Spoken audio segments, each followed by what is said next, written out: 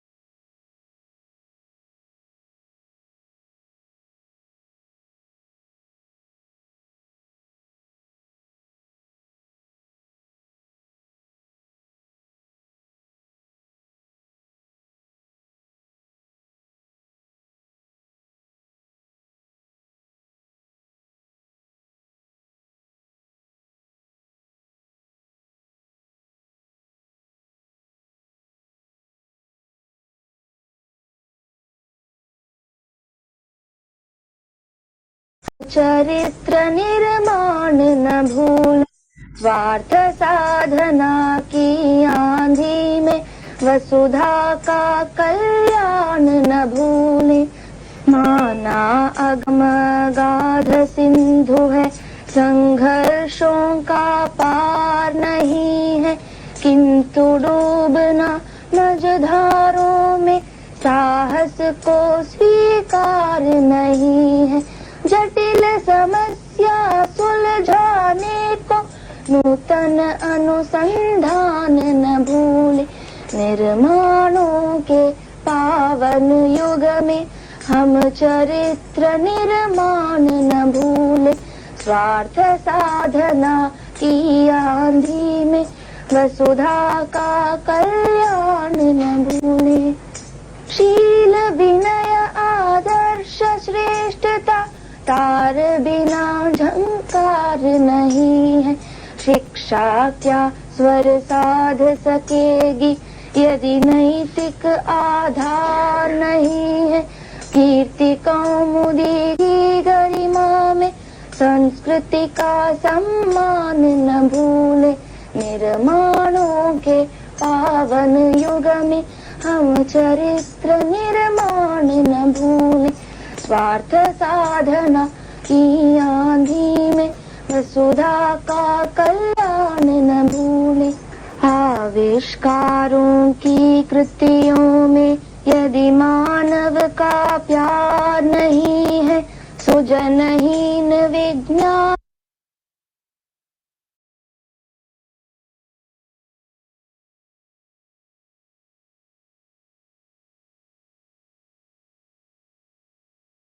प्राणी का उन विज्ञान व्यर्थ।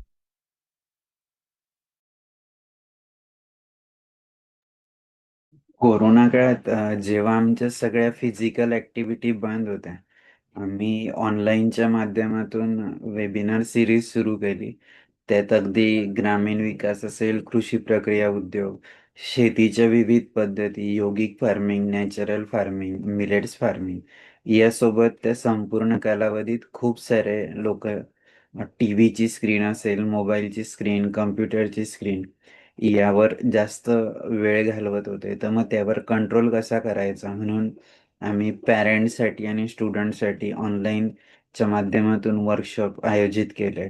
यासोबतच आपले दैवत छत्रपती शिवराय, डॉक्टर बाबासाहेब आंबेडकर, भगवान गौतम बुद्ध यांच्या चरित्रावर देखील व्याख्यानाचे आयोजन केले. त्यासोबतच विश्वशांती असेल, जलसुरक्षा, आरोग्य अशा विविध विषयांवर पण आम्ही ऑनलाईनच्या माध्यमातून व्याख्यानमाला घेतली. हे सगळं करत असताना मला जाणवत होतं, की आपण असा काहीतरी संवादात्मक कार्यक्रम सुरू करू शकतो का? आमच्या सगळ्या एन-जी-ओच्या पदाधिकाऱ्यांनी खूप लोकांशी चर्चा केल्यानंतर आमच्या मुख्य मार्गदर्शिका भावनाताई विसपुते यांच्या मार्गदर्शनाखाली 15 ऑगस्ट 2022ला संवाद सारथी व्याख्यानमालेची सुरुवात केली. याचा मुख्य उद्देश जे पण डिफरंटली एबल अपंग व्यक्ती आहेत, त्यांच्या जीवनात खूप सारे रोजचेच चॅलेंजेस असतात. त्यांच्या जीवनात रोजचा संघर्ष असतो. ते आपलं जीवन जगत असताना आपल्यातील उणिवा शोधून त्यावर मात कशी करतात, आपल्या जीवनाचं बॅलन्सिंग कसं करत असतात.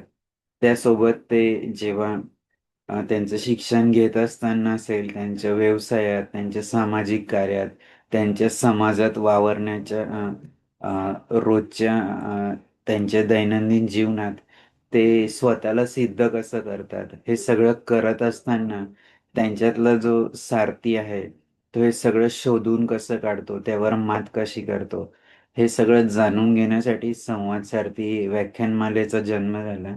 आणि निश्चितच गेल्या 3 ते 3.5 वर्षात आम्हाला जितकेही इथं आज आपण 164व्या पुष्पात आहोत. तर जितके महानुभाव लाभले ते नक्कीच त्यांच्या क्षेत्रात मास्टर ब्लास्टरच आहेत आणि त्यांनी स्वतःला जे सिद्ध केले आहेत, की आम्हीही हे सगळं करू शकतो. प्रत्येक वेळेस आम्हाला अनुभव येतो, की जी पण महानुभाव इथं येतात, त्यांच्याकडून आम्हाला नवीन गोष्टी ऐकायला मिळतात, शिकायला मिळतात आणि ऑनलाईनच्या माध्यमातून ते समाजातील इतर घटकांपर्यंत पोहोचवण्याची संधी मिळते. निश्चितच या सगळ्या संवादात आम्हाला जो अनुभव मिळतो आहे, शिकायला मिळतंय, ऐकायला मिळतंय, तर तो निश्चित आमच्यासाठी आणि इथं ऑनलाईन लाईव्ह बघणारे किंवा नंतर YouTubeवर रेकॉर्डिंग बघणाऱ्या लोकांना त्यांच्या जीवनात नक्कीच नवीन दिशा आणि गती मिळत असते. मी जास्त वेळ न घेता आपले आजचे वक्ते विकास सरांचा परिचय करून द्यायला सारिका मॅडमला विनंती करतो. सारिका मॅडम. धन्यवाद सर. सर्वांना नमस्कार. संवाद सारथी संकल्प फाउंडेशन सामनेर आयोजित संवाद सारथी या वेब संवाद सत्रातील पुष्प 164वे आज गुंफले जात आहेत.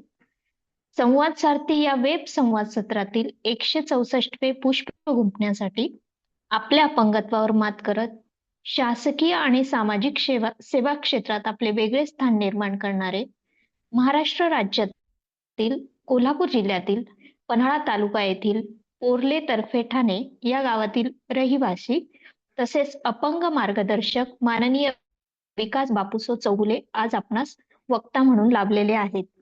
माननीय विकास सर यांनी वाणिज्य शाखेतून पदवीचे शिक्षण घेतले असून सध्या ते CPR गव्हर्नमेंट हॉस्पिटल कोल्हापूर येथे डाटा एंट्री ऑपरेटर म्हणून कार्यरत आहेत.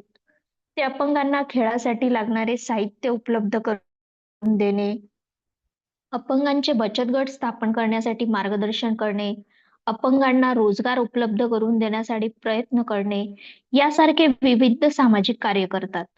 माननीय विकासजी यांना अनेक पुरस्कार प्राप्त झाले असून त्यापैकी काही मोजके पुरस्कार आपण इथे बघूयात. जिद्द पुरस्कार, समाजसेवा पुरस्कार, दिव्यांग योद्धा पुरस्कार, दिव्यांग सहाय्यक आणि दिव्यांग मित्र असे काही उल्लेखनीय पुरस्कार त्यांना लाभलेले आहेत. माननीय विकास बापूसो चौगुले आज आपणाशी विकासचा अपंग कार्यासाठीचा बृहत आराखडा या विषयावर संवाद साधणार आहे. चला तर मग आपण ही संकल्प फाउंडेशनच्या संवाद सारथी या वेब संवाद उपक्रमात सहभागी होऊया आणि अडथळ्यांवर मात करत पुढे जाण्यासाठी ऊर्जा मिळवूया. पुढील सूत्रे मी विशाल सरांकडे सोपविते. धन्यवाद. धन्यवाद सारिका मॅडम. मी जास्त वेळ न घेता आजचे आपले वक्ते मान्य विकास सरांना विनंती करतो की त्यांनी त्यांचा जीवन प्रवास आमच्या सोबत शेअर करावा. खूप खूप स्वागत आहे सर तुमचं. नमस्कार सर, आवाज येतो ना? हो, क्लिअर आहे सर, आवाज बोला. ओके, नमस्कार. प्रथमतः मी विशाल सरांचं खूप खूप मनापासून धन्यवाद मानतो की आमच्या संतोष रानसंगे सरांच्या इंटरव्ह्यू नंतर त्यांनी माझ्याशी संपर्क झाला व माझी माहिती घेतली. ऑफिसच्या वेळेतून, स्पोर्ट्सच्या वेळेतून मला हा वेळ देण्यासाठी थोडा मला स्ट्रगल करावा लागला. पण खरोखरच मला सांगायला आवडेल की सरांना मी बोललो, विशाल सरांना, की समाजात असे दिव्यांगासाठी काहीतरी नवीन करता येतं, खूप काही करण्यासारखं आहे. त्याबद्दल मी नक्कीच बोलेन आणि मला आवडेल. प्रथमतः मी माझा परिचय करून देतो. मी विकास बापूस चौगुले, पोर्लेदर्भ ठाणे, तालुका फना, जिल्हा कोल्हापूर. मी एक सामान्य कुटुंबात जन्मलेला मुलगा आहे. 1986 साली माझा जन्म पोहाळी तर्फे तालुका पन्ना या ठिकाणी झाला. त्यानंतर अवघ्या 4 वर्षानंतरच 1990 मध्ये तापाच्या साथीमध्ये माझे दोन्ही पाय कमरेपासून लोळे पडले. घरची परिस्थिती हलाखीची होती. एकत्र कुटुंब पद्धती होती. त्यावेळी माझे वडील, माझे 4 चुलते, आम्ही सर्व एकत्र राहत होतो आणि तो 90चा काळ होता. त्यावेळी माझे वडील त्यावेळचे ग्रॅज्युएशन झाले होते वडिलांचं. जॉब पण त्यावेळी फौजदार म्हणून जॉब चांगला लागला होता मुंबईमध्ये. पण माझं दिव्यांगत्व, परत मला पाहणार कोण, माझी देखभाल कोण करणार आणि मुंबईतलं ट्रॅव्हलिंग यामुळे माझ्याकडे दुर्लक्ष होऊ नये यासाठी माझ्या पप्पांनी तो जॉब नाकारला व त्यानंतर त्यांनी गावातील श्रीराम विकास सेवा संस्था या ठिकाणी क्लार्क या नोकरीचा त्यांना प्रस्ताव आल्यानंतर त्यांनी तो स्वीकारला. 1990 मध्ये ज्यावेळी मला पोलिओ झाला होता, त्यानंतर माझे वडील बापूस चौगुले यांनी व माझी आई सुमन चौगुले यांनी मला खूप, म्हणजे प्रथमतः तर एखादा चांगला मुलगा, धडधाकड मुलगा, गल्लीतून बाळगणारा मुलगा आणि अचानक अपंगत्व आल्यानंतर जणू एक आघात झाला होता. माझ्या आजीचं माझ्यावर खूप प्रेम होतं. आजी त्यावेळी, प्रत्येकाला माहित असेल, जुन्या पद्धती होत्या त्यावेळी एक लहानसं चुलघर असायचं. चुलघराच्या जवळ आजी मला मांडी घेऊन बसायची आणि त्याच तिच्या उष्ट्या हातानं मला दुधावरली साय, लोणी मला चारायची. त्यामुळे मी आजीचा खूप प्रिय होतो, आजोबांचा खूप प्रिय होतो. आणि अशा परिस्थितीत ज्यावेळी मला दिव्यांगत्व, माझे पाय पडले, मी उठू शकत नव्हतो, चालू शकत नव्हतो, अशी परिस्थिती ज्यावेळी ओढवली, त्यावेळी आमचे कुटुंब पूर्ण दुःखाच्या खाईत लोटले. त्यानंतर माझ्या वडिलांनी हार मानता सातारा जमखंडी असू दे, कर्नाटकात असू दे, जिथे जिथे जे जे काही लोक सांगतील किंवा जे जे काही करता येईल यासाठी माझ्यासाठी खूप प्रयत्न केले. कुणी आयुर्वेदिक तेल सांगितलं तर ते आणून माझ्या पायावर मालिश करायचे. कुणी वेगळी औषधं सांगितलं तर ती पण माझ्यावर ट्राय करायची. असा माझा प्रवास चालू झाला. असा माझा प्रवास सुरू झाला आणि आणि त्यानंतर माझं शिक्षण चालू झालं. दिव्यांगत्व असल्यामुळे मला शाळेला सोडणं, नेणं आई माझी बघायची, माझे वडील बघायचे. आणि मी प्रथमतः मराठी शाळेमध्ये ज्यावेळी मी प्रवेश घेतला, त्यावेळी मला पहिलीमध्ये माझ्या चौगुले मॅडम मला भेटल्या. त्यांनी मला इन्स्पायर केलं की तू घरी बसू नकोस. गावात मी बसायचं, कधी कधी शाळा चुकवायचं. मॅडम म्हणे, तुला कोणी नाही सोडलं तर तू काही करून घरातल्यांना सोडायला लाव. आणि अशा पद्धतीने मी पहिलीच्या वर्गात ज्यावेळी गेलो, त्यानंतर मॅडमांनी मला खूप इन्स्पायर केलं. आणि इन्स्पायर केल्यानंतर मी माझा एक वेगळाच असा माहोल बनवला. शाळेमधील मुलं माझी जिवलग मित्र झालीत. आजही माझ्या वर्गातील सर्व मित्र माझे जिवलग आहेत आजही. आणि त्यावेळेचा माझा क्रिकेटचा छंद होता मला. त्यावेळी मी असा बसून क्रिकेट खेळायचो. 1ली ते 7वी गावातील शाळेत शिकत असताना माझा वर्ग, माझी मुलं मला कधीही मला असं अपंगत्वाची जाणीव करून देत नव्हते. आणि त्यावेळेच्या काळामध्ये मला क्रॅचेस घेऊन चालणे, कुबड्या घेऊन चालणं किंवा व्हीलचेअरवर जाणं, ह्या सुविधा मला मिळाल्या नव्हत्या. त्याच वेळी माझे मित्र मला दोन्ही खांद्या उचलून घ्यायचे. आज एक मित्र, उद्या एक मित्र. माझ्या घरापासून एक 200-300 मीटरवर माझी शाळा होती. त्याला मला शाळेत न्यायचे. दुपारीच्या सुट्टीमध्ये मला घरी घेऊन यायचे. आणि त्यावेळी माझा स्वभाव बोलका असल्यामुळं मी सर्वांची एक चांगली घट्ट मैत्री प्रस्थापित केली. कोणत्याही ठिकाणी आम्ही जात असताना, कोणतीही ट्रिप असू दे, मराठी त्यावेळी माझे मित्र मला कधीही मला तू येऊ नकोस किंवा तुला कसं न्यायचे असा कधीही विचार न करता माझ्या मित्रांनी मला खांद्यावरून कुठेही असू दे, गणपतपुळा असू दे, सिंधुदुर्ग असू दे. सिंधुदुर्ग जरी आपल्या पूर्ण त्या गडावर नेईपर्यंत मला पाण्यातून त्यांनी व्यवस्थित नेलं. व्यवस्थित तिथून मला खांद्यावर घेऊन पूर्ण गड दाखवला. गोव्याला मला चर्चमध्ये नेलं. अशा त्यावेळेच्या माझ्या लहानपणीच्या मित्रांनी खूप मला सपोर्ट केला.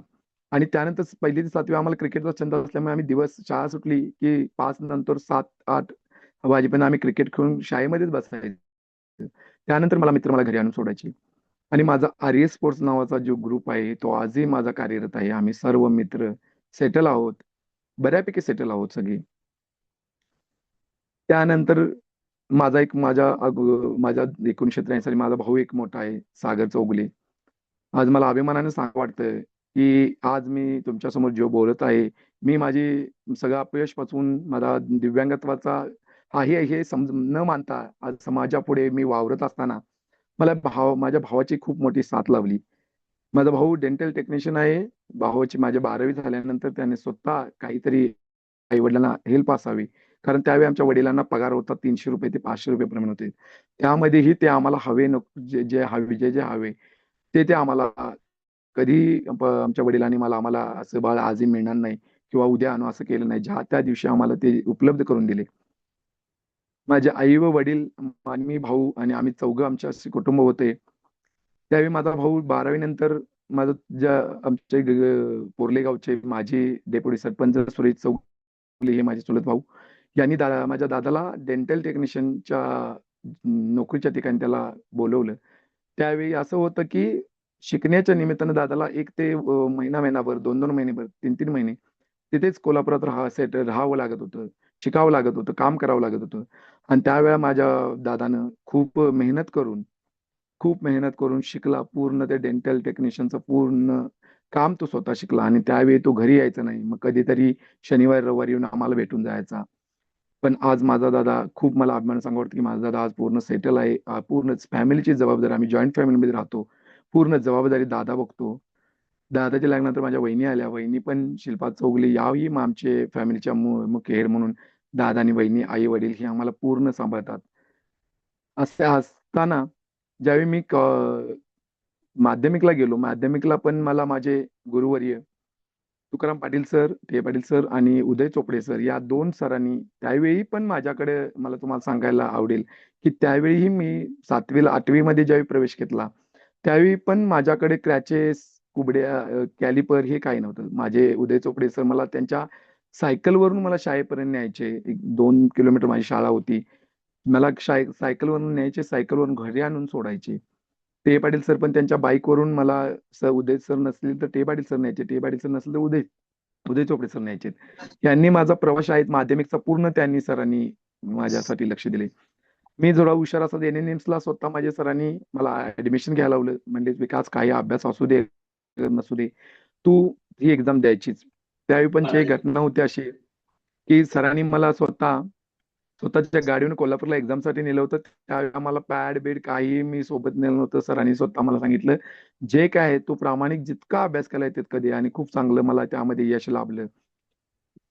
शाळेत कॉलेज त्यानंतर माझं कॉलेज जीवन सुरू झालं.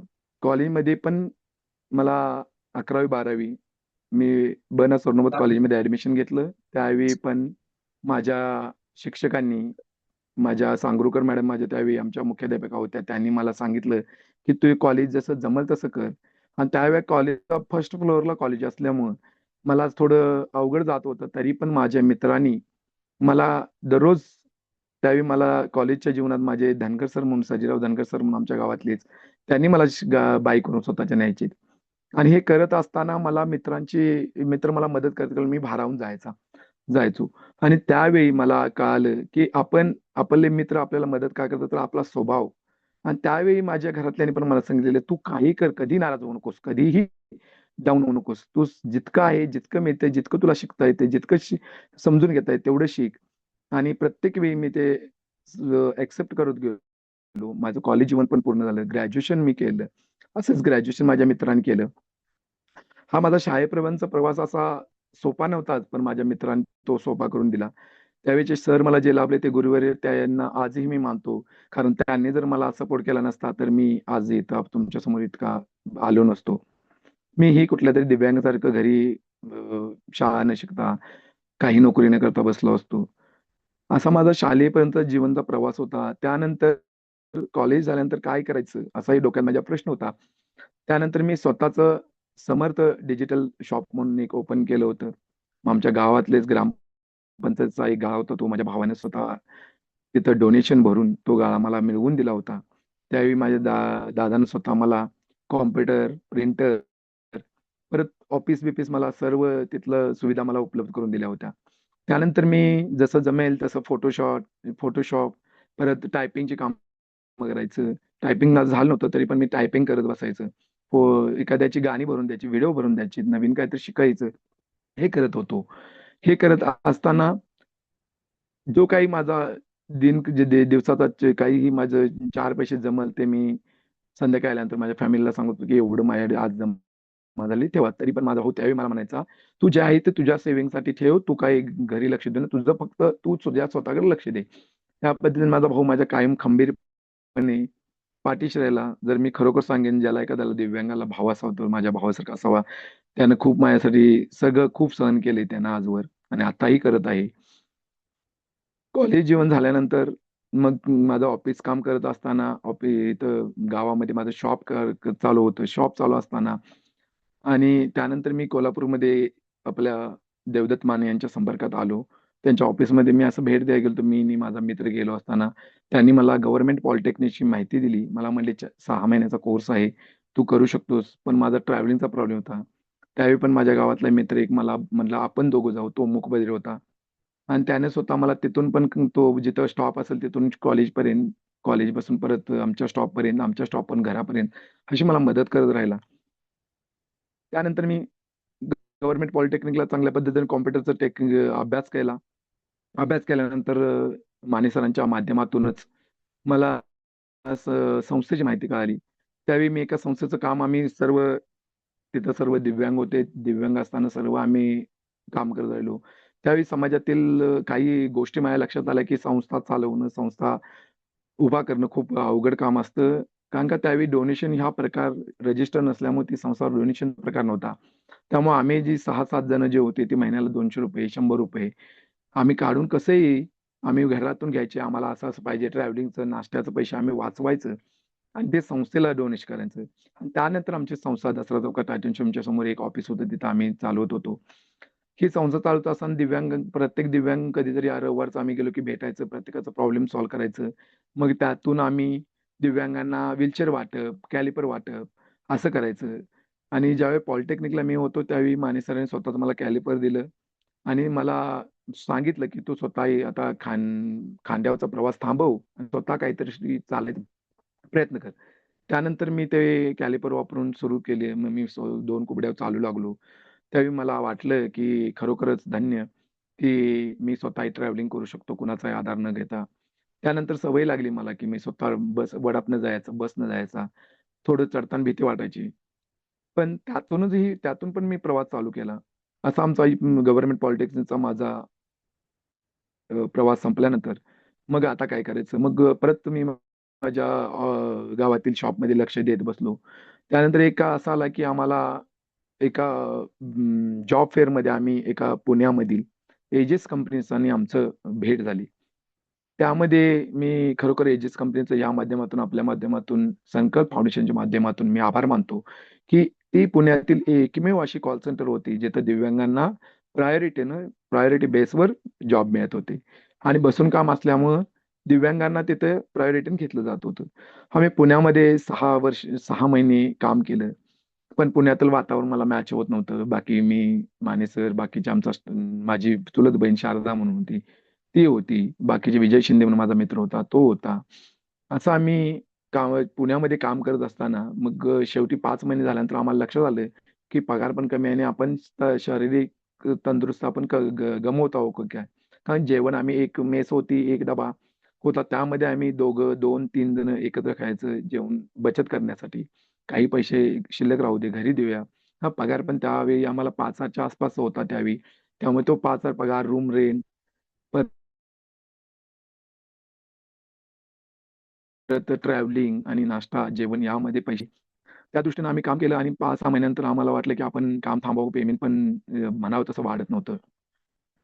त्यावेळी पण एजेसमध्ये पेमेंट वाढण्यासाठी आम्ही नाईटला आम्हाला ₹75 एक्स्ट्रा स्टायपंड मिळत होता. त्यावेळी मी विचार केला की आपण ₹75 आहे म्हणल्यानंतर डेलीचं ₹75 होतं. त्यावेळी मी नाईट शिफ्ट चालू केली. नाईट शिफ्ट चालू केल्यानंतर परत माझ्या तब्येतीत इतका त्रास जाणवला की मला व्हॉमिटिंग होत झालं. मी ऑफिसला सकाळी पहाटे 8ला सुरू झाल्यानंतर कॉफी प्यायचा सकाळी 8ला बाहेर पडताना. कॉफीनं माझं परत पित्त वाढलं आणि अशा पद्धतीने मला तब्येत पूर्ण खालवत गेली. मग त्यावेळी माने सरांचं लग्न झालं होतं. माने सर बाहेर पडलेत.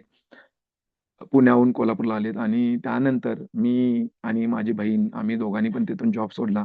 कोल्हापुरात आलो. त्यावेळी आम्ही समाजकार्य करतच होतो. समाजकार्याची आमची संस्था होती कोल्हापूर, त्यांच्या ओळखी होत्या. त्या माध्यमातून आम्ही ठरवलं की आता काहीतरी आपण नवीन चालू करू. मग पॅरालिम्पिक स्पोर्ट्स असोसिएशनचे एक रजिस्टर आम्ही केलं. रजिस्टर केल्यानंतर त्यामध्ये खेळाडू पाठवणे. आता जिल्हा वाईज मॅचेस व्हायच्या. यवतमाळ, नागपूर. त्यावेळीचा असा कालावधी होता की आम्ही कोल्हापूरमध्ये ऑर्गनाइज करायला म्हणजे त्यावेळी व्यवस्था होत नव्हती. त्यावेळी मग आम्ही रेल्वेने प्रवास करत सर्व दिव्यांगांना घेऊन यवतमाळला जायचं, नागपूरला जायचं, गेम खेळायचे. मग आम्हाला कळालं की कुठेतरी गेममध्ये पण आम्हाला आमचं प्रॅक्टिस नव्हतं. त्यामुळं आम्हाला थोडं अनकम्फर्टेबल वाटायचं की आपण मेडल कधी घेऊ, कधी घेऊ. कधीतरी मेडल यायचं, कधी-कधी वर्षी यायचं नाही. त्यामुळं आम्ही ठरवलं की आपण ठीक आहे, आपण एक एन्जॉय म्हणून शरीराची तंदुरुस्ती म्हणून आपण गेम खेळू. पण अजूनही काय आपल्या डोक्यात विचार होते की आपण समाजासाठी काहीतरी देणं लागतो या उदात्त हेतूने आपण काहीतरी नवीन असं केलं पाहिजे. आणि त्यावेळी संस्थेत काम करत असताना जवळ-जवळ 100-200 लोकांचे दिव्यांग आमच्या संपर्कात होते. आम्ही दरवर्षी तिरुपती ट्रिप काढायचे. तिरुपतीला दिव्यांगांना घेऊन 4-5 दिवस आम्ही तिरुपतीमध्ये फुल टू धमाल करायचं. सर्व फिरायचं. असं आम्ही हळू छोटे-मोठे ट्रिप आमच्या व्हायच्या. ट्रिप झाल्यानंतर सगळे एक आले. मग प्रत्येकाच्या डोक्यात त्यावेळी एकच विचार होता, की आपला ग्रुप तरी छान आहे, आपण सगळे चांगले आहे. पण नोकरी, व्यवसाय यामधून आपण काय करू शकतो किंवा आपण इतर आमच्या दिव्यांग बांधवांना, दिव्यांग भगिनींना काय देऊ शकतो? त्या माध्यमातून आम्ही काम करत असताना काही-काही जिथं नोकरीच्या ॲड निघेल, तिथं नोकरी आम्ही करत राहिलो. आम्ही म्हणजे बाकीच्या मुलांना ज्यांना शक्य असेल, कारण का आम्ही तरी कुबड्या आणि क्रॅचेस घेऊन चालतच होतो. त्यामुळे आम्हाला असं पायऱ्या चढून स्टेप्स आल्या, की आमच्या लिमिट संपल्या, असं होतं. त्यामुळे आम्ही काम करत असताना, सामाजिक काम करत असताना खूप जणांना नोकरीसाठी प्रयत्न केले. खूप जणांच्या विवाहासाठी प्रयत्न केले. दिव्यांगांवर कुठेही अन्याय आला, तर आम्ही प्रामुख्याने तिथं त्या अन्याय रोखण्याचं काम केलं. मित्रहो, एक पिक्चर आला होता, तुम्हाला आठवेल. लंगडं मारते तंगडं असा पिक्चर आला होता. त्यावेळी त्या पिक्चरसाठी आमच्या अध्यक्षांनी त्यावेळी आम्ही निर्णय घेतला, की हा दिव्यांगाचा अपमान आहे. आपल्याला उद्देशून हा वर्ड वापरला आहे. त्यावेळी आमच्याकडे शाहू टॉकीज म्हणून फेमस होती. त्यावेळी आम्ही न्यूज बातमीदारांना डिक्लेअर केलं, की ह्या पिक्चरचं नाव मराठी पिक्चरचं नाव जर बदललं नाही गेलं, तर आम्ही एकही शो इथं होऊ देणार नाही. आणि सर्व दिव्यांग आम्ही शाहू टॉकीजच्या दारात जाऊन आंदोलन सुरू केलं. त्यावेळी त्या पिक्चरचं नाव नाव ते बदलण्यात आलं होतं. गोंद्या मारते तंगडा असं झालं आणि हे आमचं त्यावेळेचं यश होतं. पहिलं यश म्हणावं लागेल.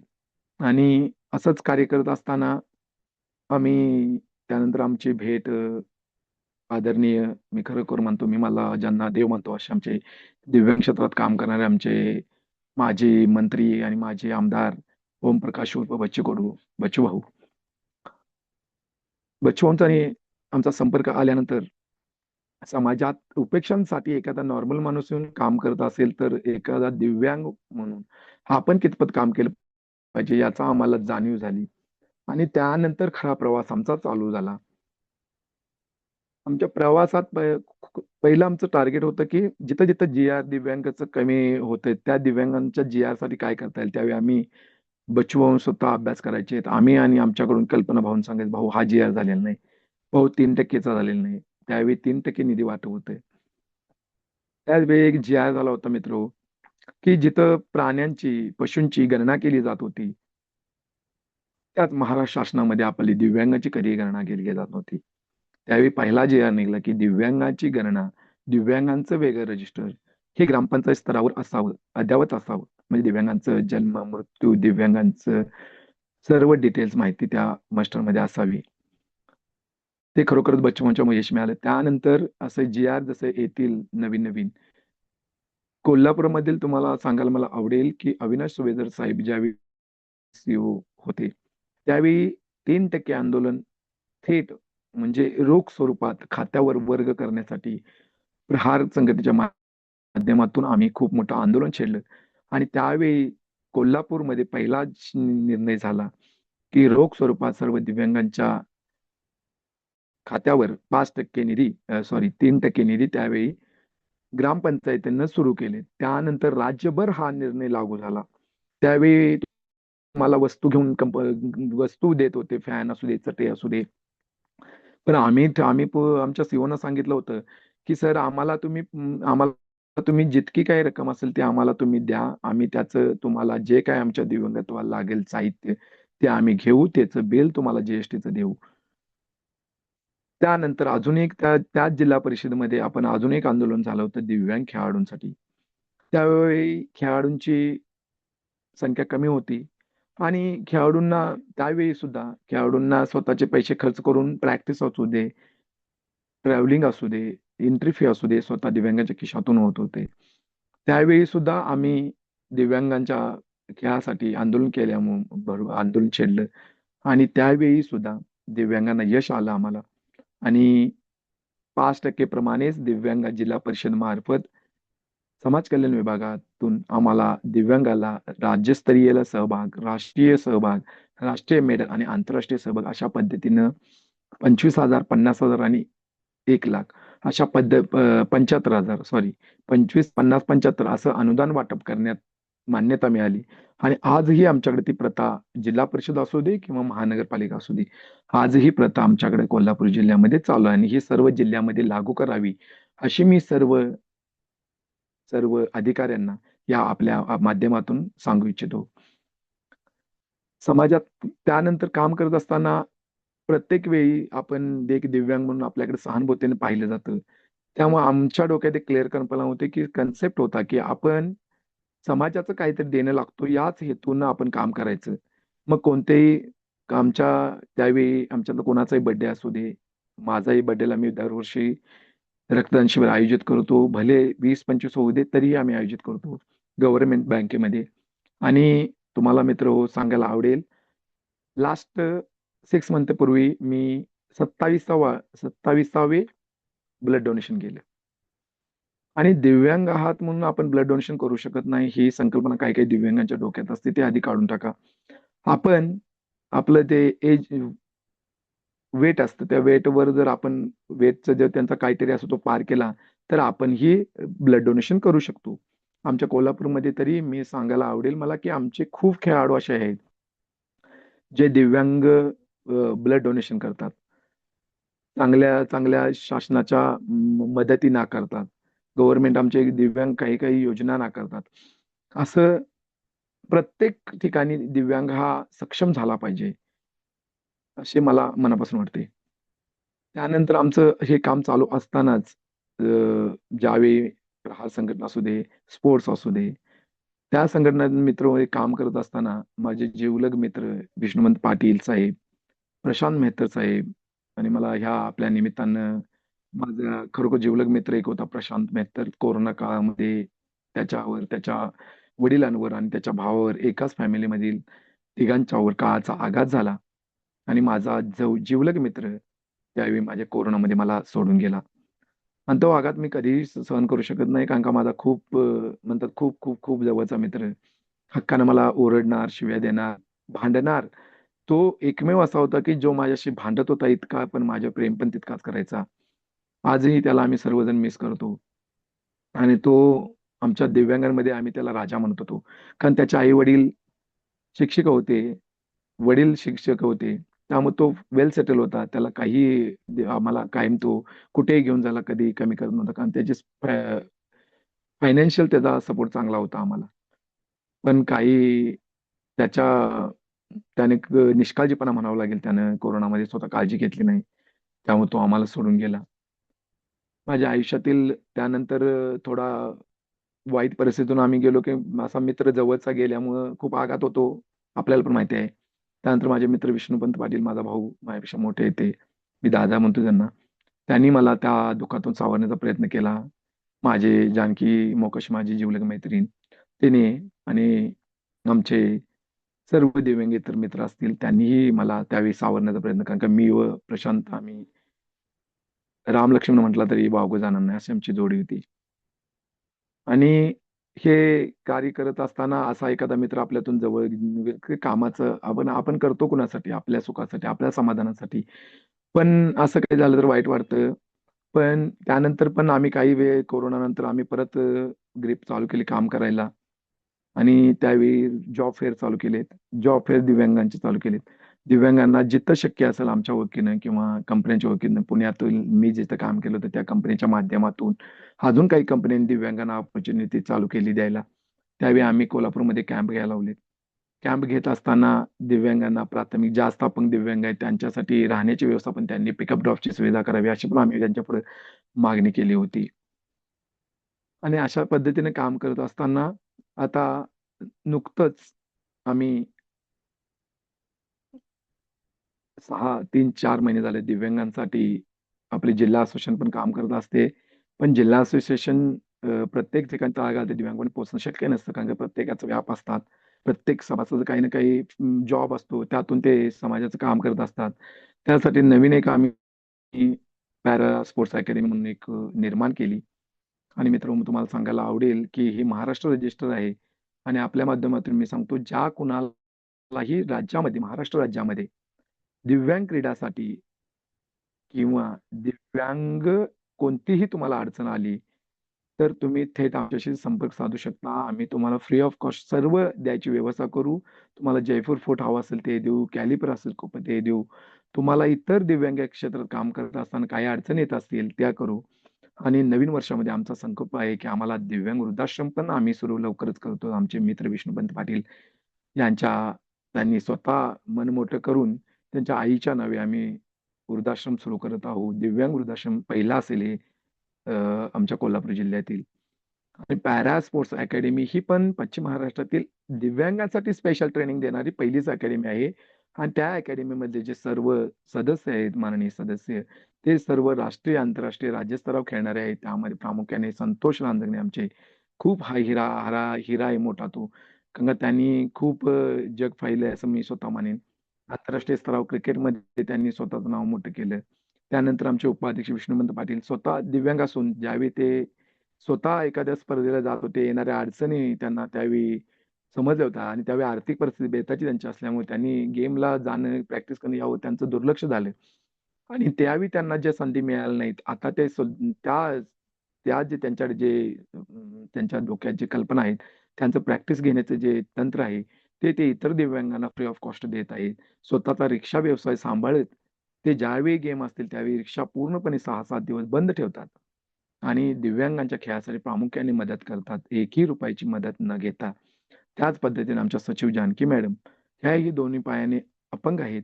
त्या स्वतः महाराष्ट्रातील पहिल्या रायफल शूटर आहेत. तलवारबाजीमध्ये त्या सुद्धा राष्ट्रीय तलवारबाजी पण करतात. आणि त्यानंतर आमच्या अजून एक खजानीस म्हणून जे आहेत आमच्या सुप्रियाताई. सुप्रियाताई आणि किशोरदा आमचे हेही आमच्या अकॅडमीमध्ये म्हणजे निरपेक्ष भावनेने आलेत.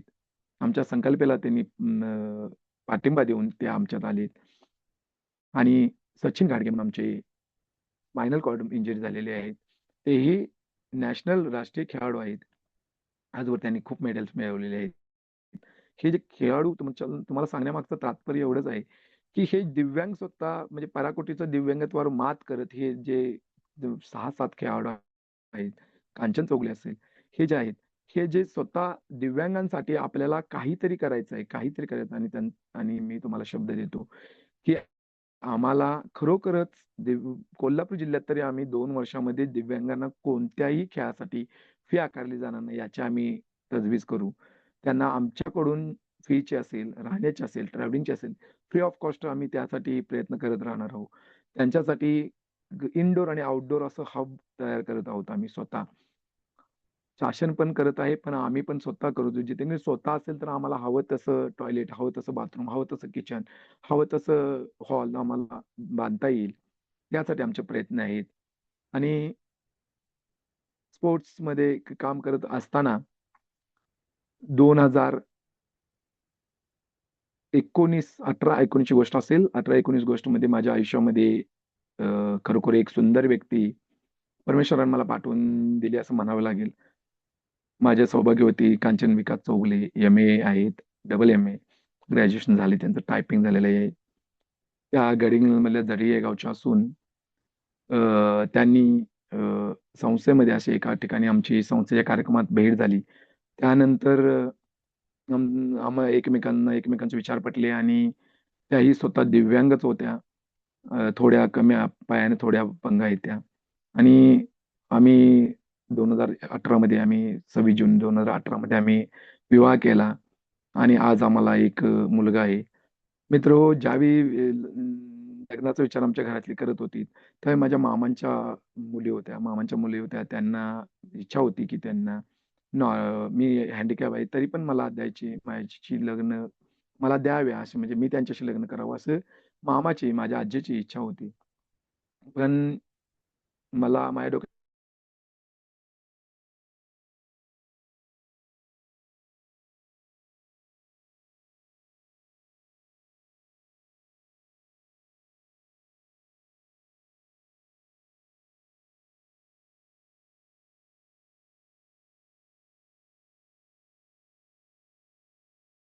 का एक दिव्यांग, दुसरा दिव्यांग हे माझ्या डोक्यात पहिल्यापासून होतं. सामाजिक कार्यामध्ये जर मला समजून घेतलं असेल, तर ती माझी पत्नी कांचन असेल.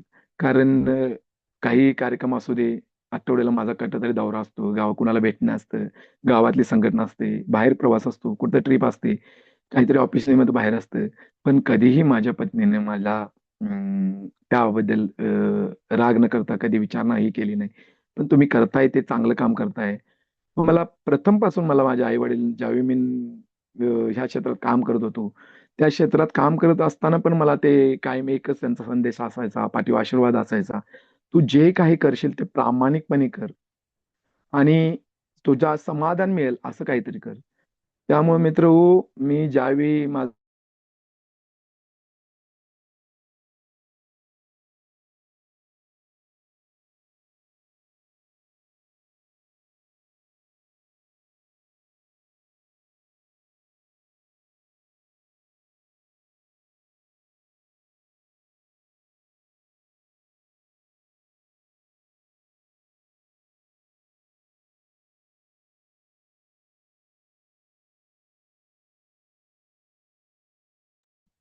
सर डेटा तुमचा एंट्री ऑपरेटर आवाज म्हणून मी रोज जात होतो. त्यावेळी पण आमचा ऑर्डर नव्हता.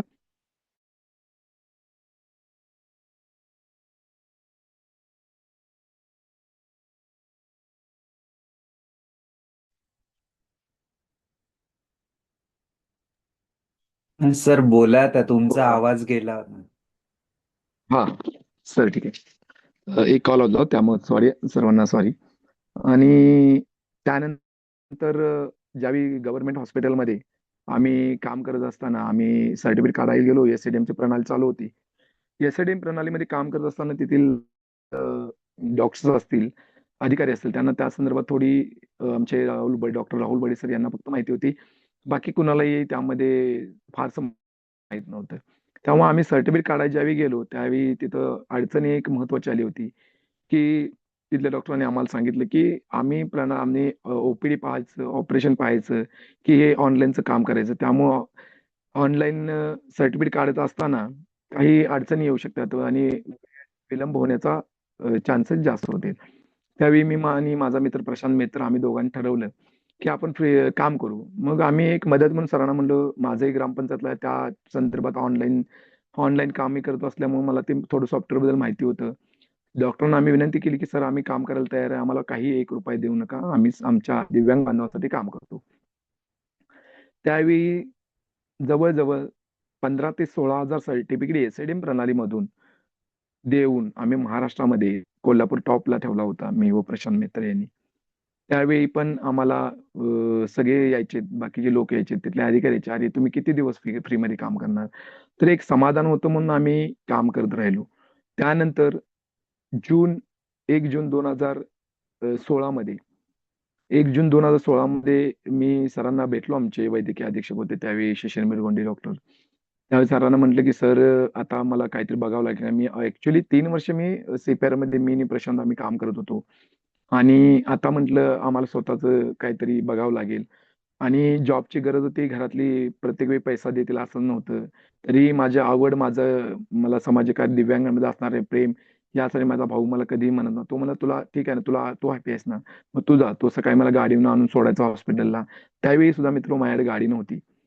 मग 1 ऑगस्ट 2016 रोजी मला आमचे त्यावेळेचे आमचे ऑफिस अधीक्षक म्हणून जे काही काम करत होते, अजय गुजर सर यांनी मला एम्प्लॉयमेंट मार्फत त्यावेळी मला संधी दिली रोजंदारीवर. अजून मी रोजंदारीवर CPRमध्ये काम करत आहे.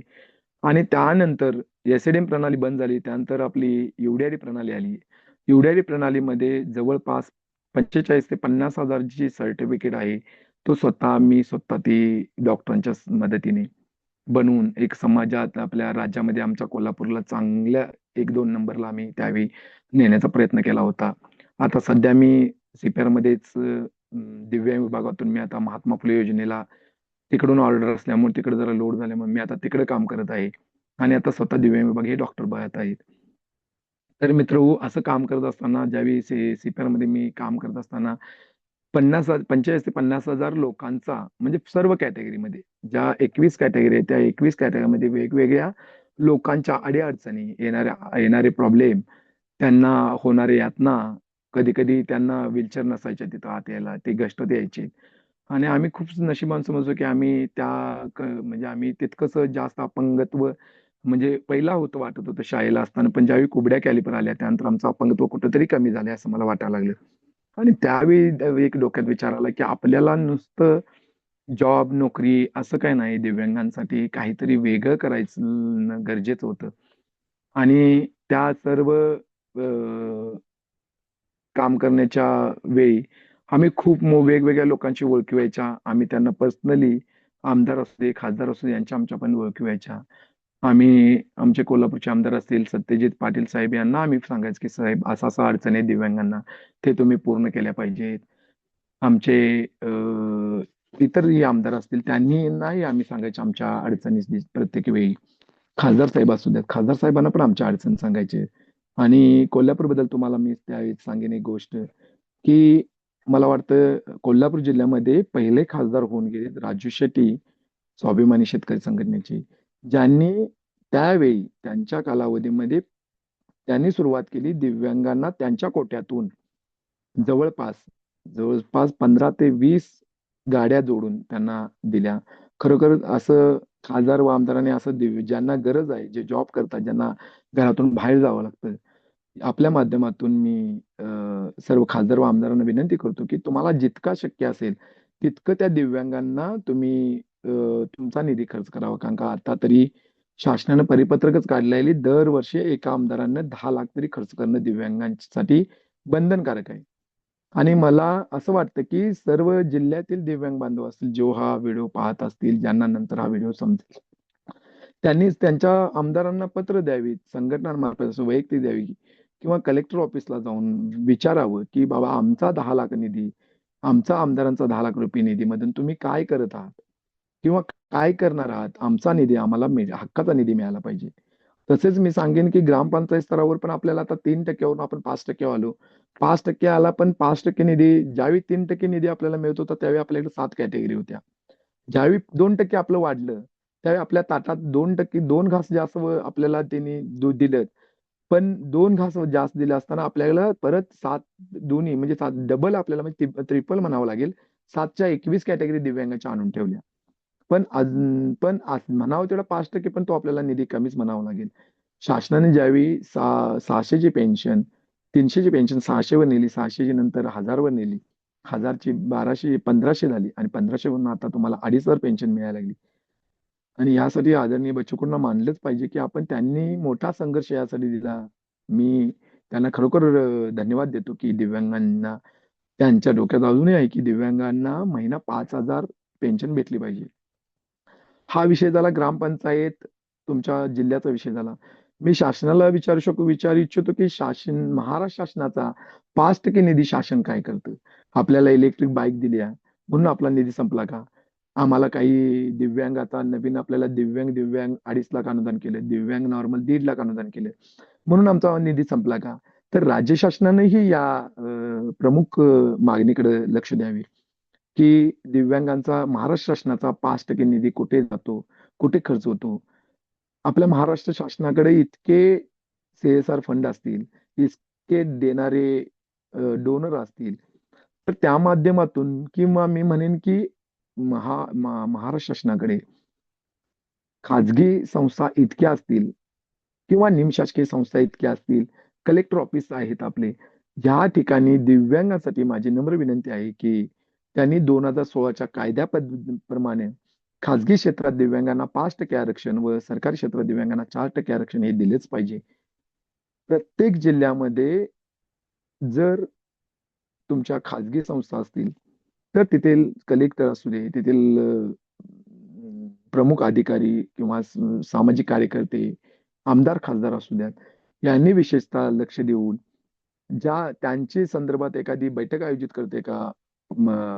करण्यात येते का हे पाहण्यात यावं.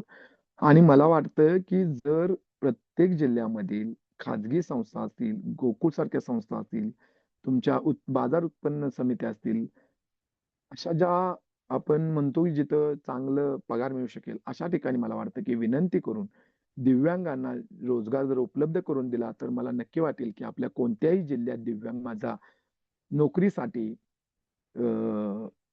नोकरीपासून वंचित राहू शकणार नाही. कारण सध्या मित्र हो, आता सध्या MPSC खूप टफ झालेलं आहे. त्याचा क्रायटेरिया चेंज झालेला आहे. आमच्या 21 कॅटेगरी असताना आम्हाला 4% वरच ठेवलेलं आहे. परत त्यामध्ये पण आमच्यातल्या आमच्यात डीफवाल्यांचं स्कोरिंग वेगळं असतं, ब्लाइंडवाल्यांचं स्कोरिंग वेगळं असतं. आणि सर्वात जास्त मला म्हणायचं आहे, की आपल्या लोकोमोटरमध्ये जे आहे, ज्यामध्ये अस्थिव्यंग असतील, सेरेब्रल पाल्सी असतील, बर्न सर्जरीचे असतील, पोस्ट बर्न असतील, ह्या कॅटेगरी डॉर्फ कॅटेगरी असतील. ह्या ज्या कॅटेगरी आहेत ह्या वाढलेल्या आहेत. त्या पद्धतीने शासनानं आमचं MPSC मध्ये पण शासनानं ज्यावेळी जागा वाटप होत्या, त्यावेळी 1-2 प्रत्येक ठिकाणी 1-2 असं न करता आमच्या 21 वाढलेल्या कॅटेगरीचा पण विचार करण्यात यावा आणि तो टक्केवारी कुठेतरी तो जो टक्केवारी 5%च्या जागी 4% जागी 10% वर नेऊन ठेवूया अशी मी त्यांना विनंती करतो. त्यात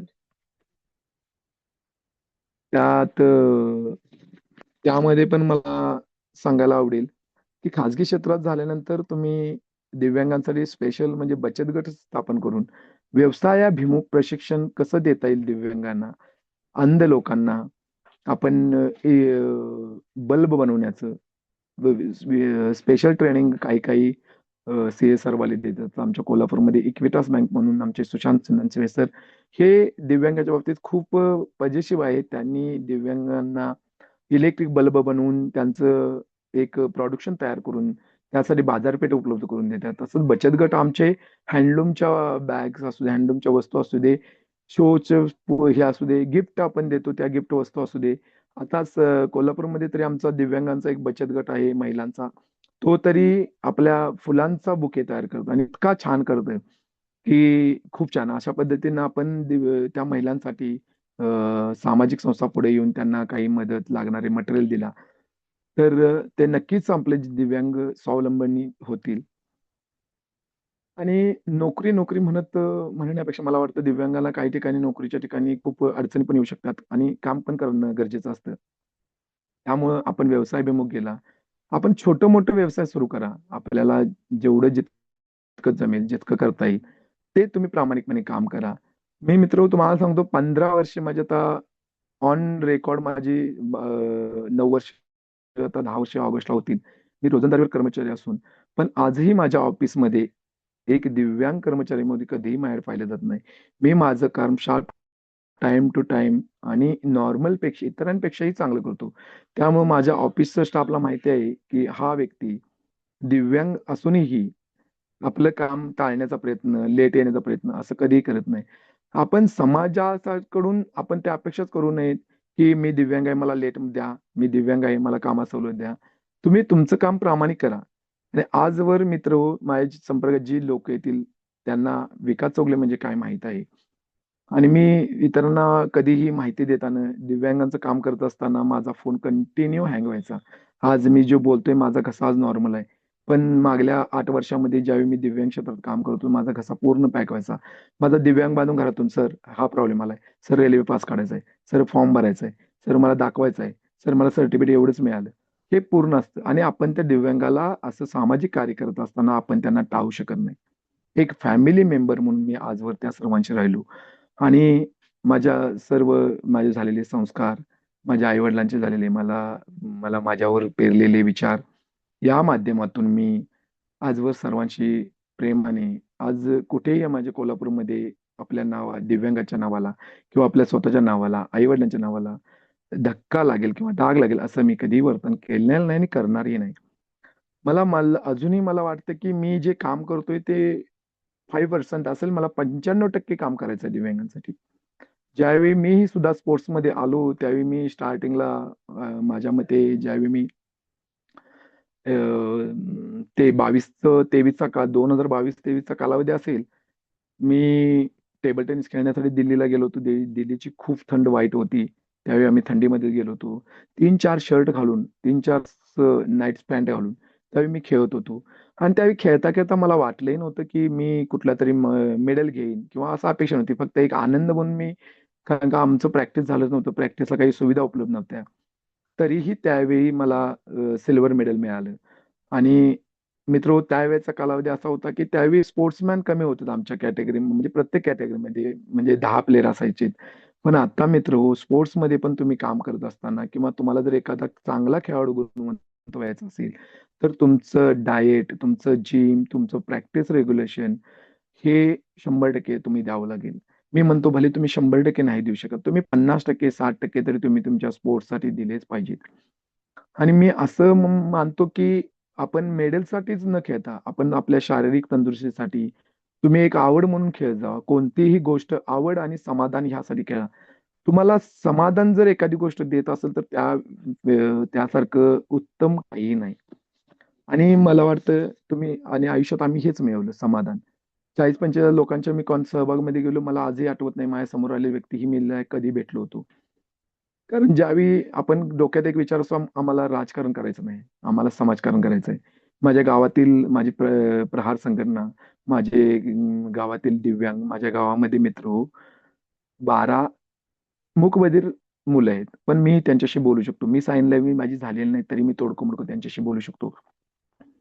आणि माझ्या इथं 12 मूकबधीर असतील आणि जवळ-जवळ 80 ते 90 अपंग, अंध ह्या कॅटेगरीमध्ये आहेत.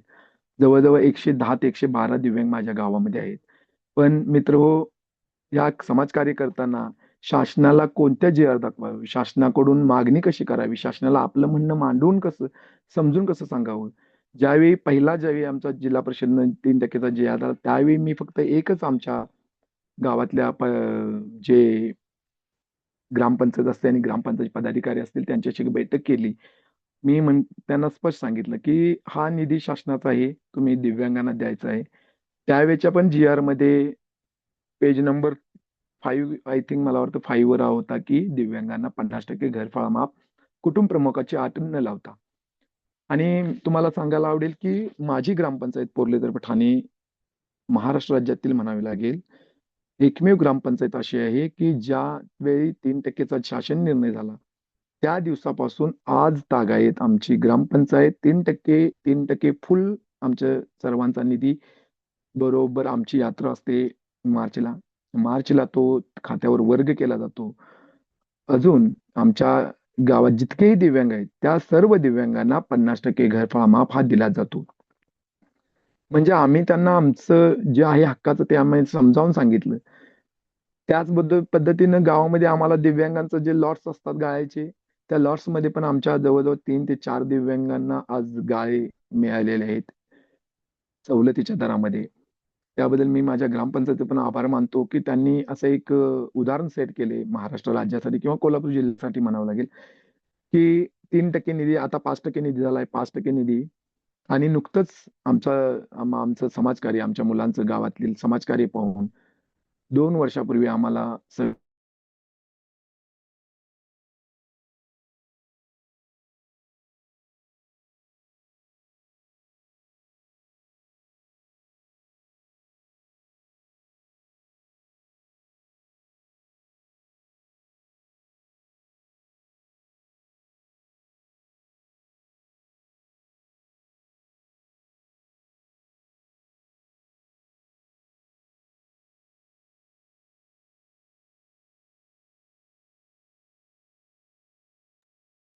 विकास आम्हाला सर, तुमचा कमी आवाज खर्चात गेला परत. हॅलो. हा, विकास सर, तुमचा आवाज गेला परत. हा सर, आलो परत. या. 2016चा मित्र हो, तुम्हाला मी सांगतो की कोणताही जी आर असू दे, कोणताही जी आर असू दे, कोणताही तुम्हाला नवीन शासन आदेश आला की त्याचा पूर्ण अभ्यास तुम्ही स्वतः करा. स्वतः अभ्यास केल्यानंतर समोर ज्यावेळी तुम्ही जी आर घेऊन जाता, त्या जी आर मध्ये तुम्हाला अधिकारी एखादा त्यामध्ये एखादा क्लॉज काढत असतोय की हे सरसकट नाही, हे असं आहे, हे तसं आहे. पण तुम्ही स्ट्रॉंग राहिले पाहिजे. आणि आपण आपल्या हक्काचं ज्यावेळी आपण मागतो किंवा मागणी करतो, ती कोणतेही जुलमी सरकार किंवा कोणतेही जुलमी अधिकारी नाकारू शकत नाही. तुम्ही फक्त तिथवर जाणं गरजेचं असतं. त्यांना 2016च्या कायद्याची माहिती देणं गरजेचं आहे. जर तुम्ही आमच्या मागण्या मान्य नाही केल्या, तर आम्ही कायदेशीर लढाई पण लढू शकतो. तर मला असं आपल्या सर्व दिव्यांग बांधवांना सांगायचं आहे, की तुम्ही प्रत्येक जी-आरचा अभ्यास करा. नगरपालिकेचं जी-आर वेगळे आहेत, महानगरपालिकेचं जी-आर वेगळे आहेत. काही ठिकाणी तरी नगरपालिका, महानगरपालिका म्हणत होत्या आमच्या कोल्हापूरमध्येच, की आम्ही थेट स्वरूपात निधी देऊ शकत नाही. पण मला आमच्या महानगरपालिकेचं आभार मानावं लागेल, ज्यावेळी आम्ही त्यांना ती संकल्पना समजावून सांगितली, की महानगरपालिकेच्या जी-आरमध्ये एक क्लॉज होता, की बेरोजगार भत्ता म्हणून तुम्ही देऊ शकता. कारण त्यावेळी कसं होतं मित्रांनो, आपल्याला संजय गांधी पेन्शन ही चालू होती आणि शासनाचं एकाच वेळी 2 लाभ होतं. पण ही स्थानिक स्वराज्य संस्था, जिल्हा परिषद आणि महानगरपालिका हे वैयक्तिक यांचं फंडिंग किंवा वैयक्तिक यांचं बजेट व्हायचं आणि त्या बजेटमधून ते आपल्यावर खर्च करू शकतात. आता आमच्या कोल्हापूरमध्ये टक्केवारीनुसार 60 ते 65 टक्केवारीपर्यंत जे दिव्यांग, 40 ते 65 टक्केवारीपर्यंत जे दिव्यांग आहेत, त्यांना 6,000 महिना असं असं 12 महिने मिळतात. आणि जे 65% पासून जे वरती आहे 100% पर्यंत, त्यांना ₹9,000 महिना असं त्यांना निधी, सॉरी महिना नाही, वर्षातून एकदा 6,000 वर्षातून एकदा आणि ₹9,000 वर्षातून एकदा असं त्यांना रक्कमा मिळत आहेत. तसंच स्पोर्ट्ससाठी पण देतात. आणि जवळ-जवळ आमदार बच्चू कडूंच्या एक कोल्हापूरमधलं खूप मोठं आंदोलन झालं होतं. जिल्हा परिषद, महानगरपालिका आणि सीपीआर हॉस्पिटल दाखल्यासंदर्भात. त्याच वेळी महानगरपालिकेनं 173 दिव्यांगांना केबिन देण्याचा मला वाटतं खूप मोठा संकल्प त्यांनी पूर्ण केला आणि आज कोल्हापूर जिल्ह्यातील 173 दिव्यांग स्वतःच्या कमाईतून घर चालवतात, स्वतःचा व्यवसाय करून घर चालवतात. आणि बाकीच्या जिल्ह्यामधील पण नगरपालिका, महानगरपालिकांनी यांनी ही प्रथा दिव्यांगांसाठी गाळे असू दे, गाळे वाटप करावेत. दिव्यांगांसाठी वेगवेगळ्या जॉब फेअर ठेवावीत. साहित्य वाटपचे कॅम्प ठेवायचे. साहित्य वाटपसाठी मित्रहो, खूप मोठ्या कंपन्या, खूप मोठे CSR आपल्याला असतात. खूप मोठ्या रोटरीसारख्या संस्था आपल्या पाठीशी असतात, ज्या दरवेळी देत असतात. पण अजून एक त्यात मला ॲड करावं लागेल, की आता मी स्वतः कॅलिपर वापरतो. काय होतं, कॅम्पच्या वेळी जे कॅलिपर मिळतात ते सर्रास डेली वापरण्याच्या म्हणजे कंटिन्यू लाईफ जी जास्त असेल असं सांगता येत नाही.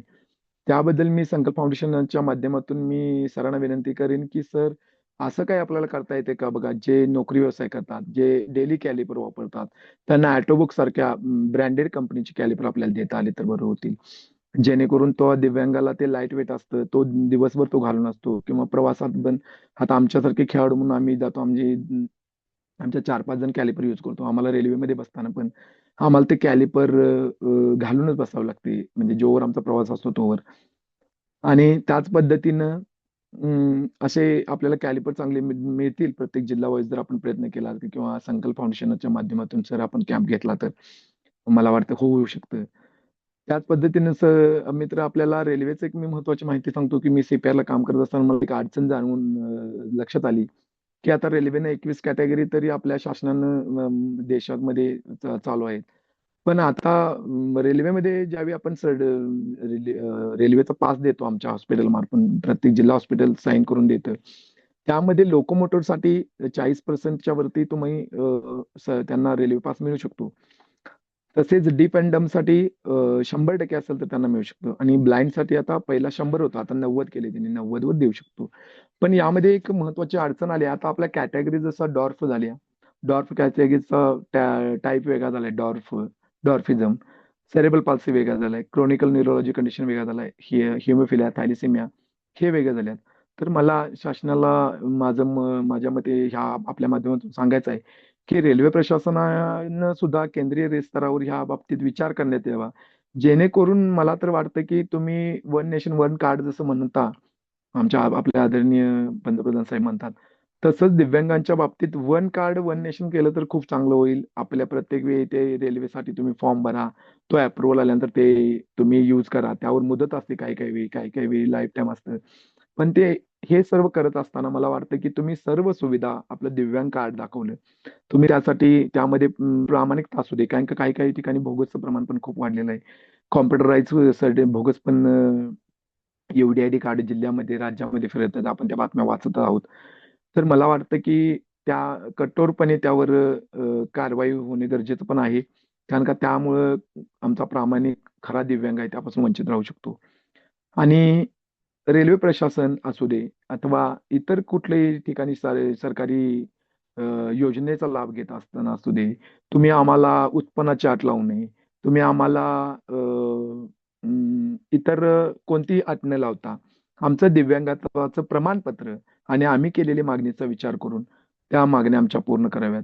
अशी रास्त मागणी मी मांडत आहे. सर, तशाच पद्धतीनं एकच मिनिट, मी तुम्हाला थोडस की या संपूर्ण प्रवासात, कारण आपला मुख्य उद्देश आहे, तुम्ही जे सांगताय ते सगळं रास्त आहे, पण आपलं जर हं, संवाद सारथीमध्ये तुमचं जे अगदी हं, बालपणापासून तर आतापर्यंतचा प्रवास बघितला, हं. जसं तुम्ही सांगितलं की तुमच्या अगदी पॅरेंट्स पासून मित्र परिवार सगळ्यांनीच अगदी सहकार्याने तुम्ही इथपर्यंत पोहोचला, त्यांचे कायम तुम्हाला मिळालेली मदत, त्या संपूर्ण प्रवासात तुमच्या जीवनातला सर्वोच्च आनंदाचा क्षण कुठला, की जो तुम्ही कधीही विसरू शकत नाही?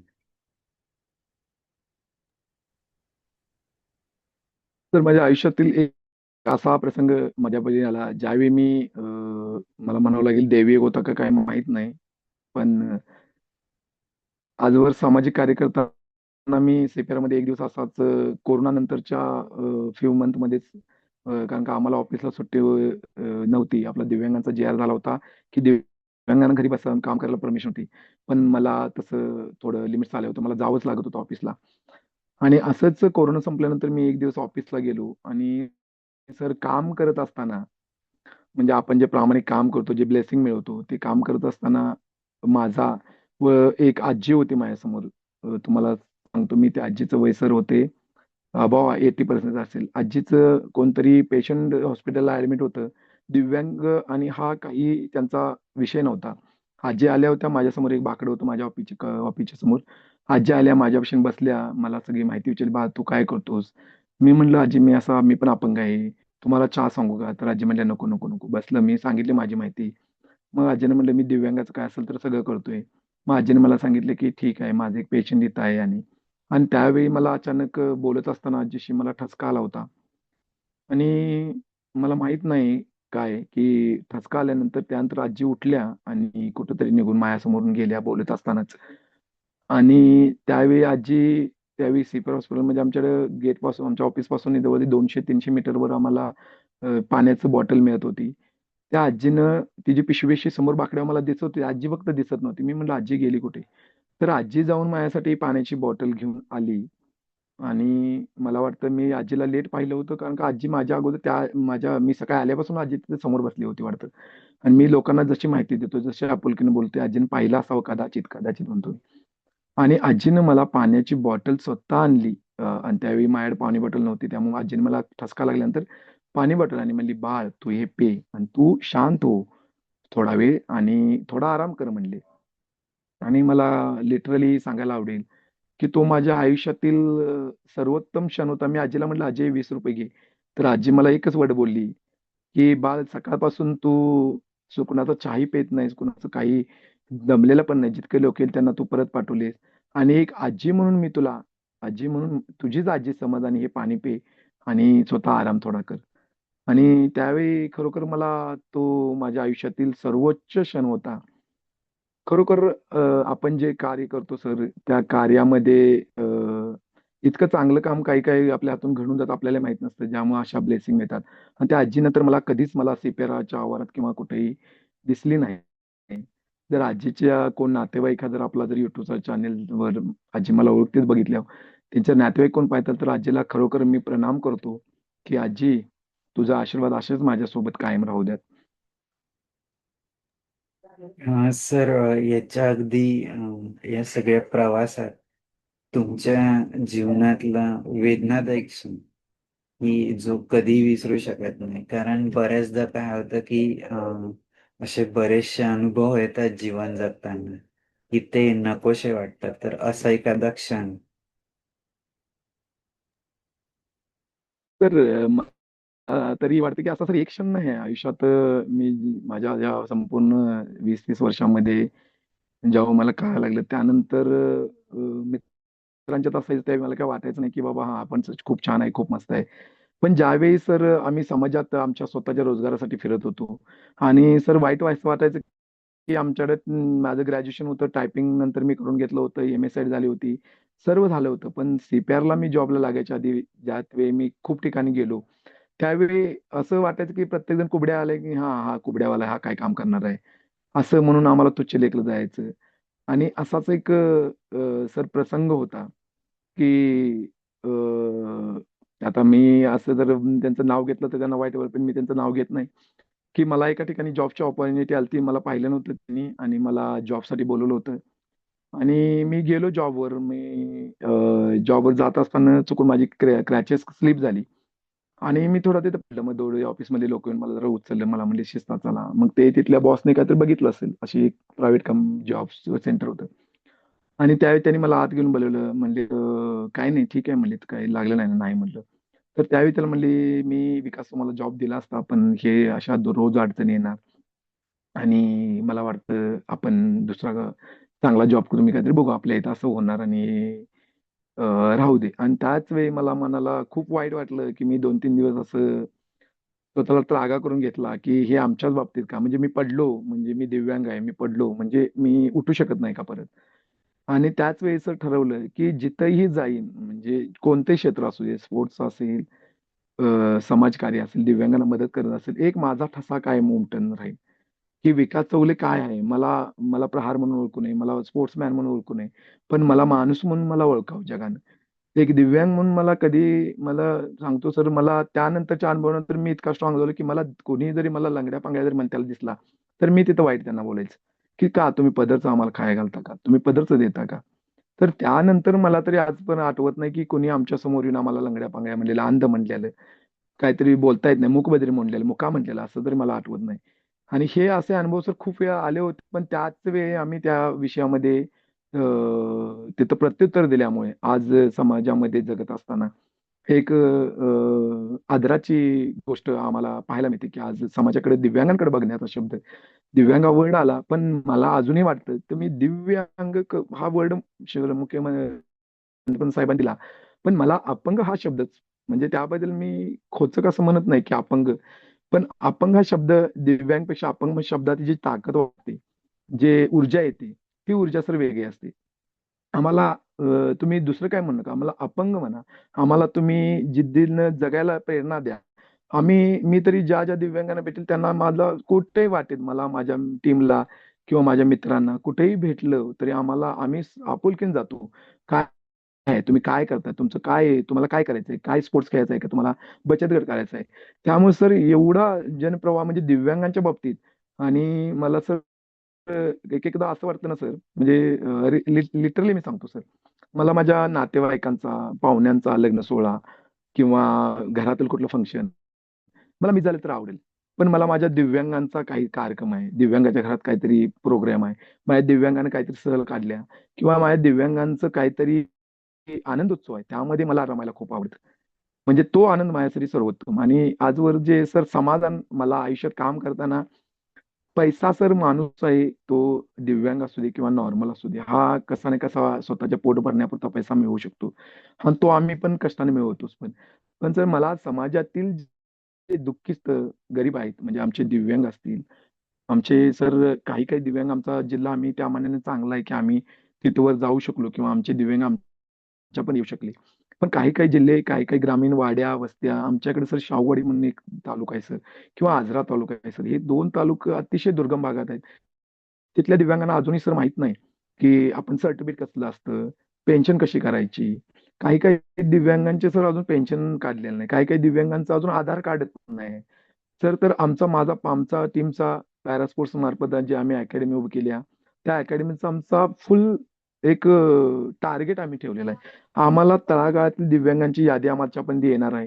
त्या दिव्यांगांना स्पोर्ट्स राहू दे, मी म्हणतो आता सगळे स्पोर्ट्स खेळतील असं काही नाही, आणि स्पोर्ट्सच खेळावा असं माझं पण मत नाही.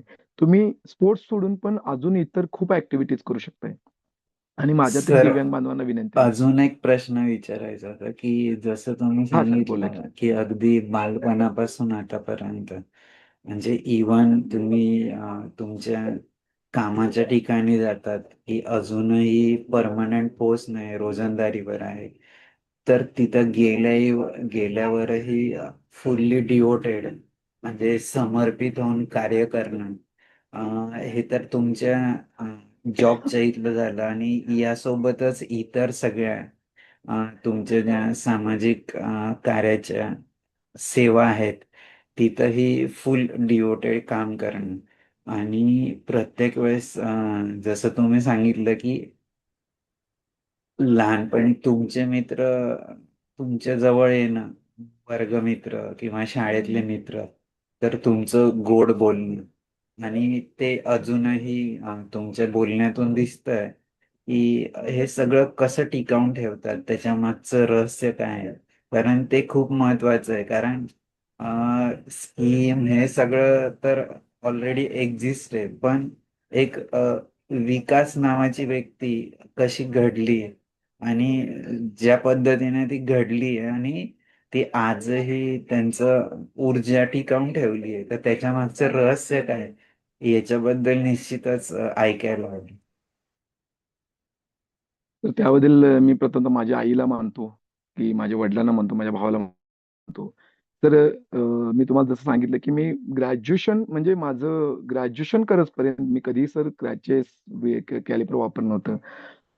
आणि ज्यावेळी मी लहान असायचो ना सर, त्यावेळी आपण गुडघ्यावर चालणं, हातावर चालणं, हे असं माझं सुरू वाचायचं. आणि मला कोणतरी म्हटलं की माझ्यासमोर काय, त्यावेळी जास्त गावात आमच्या म्हणायचे, बाबा अपंग, पांगा निघाला, लंगडा निघाला.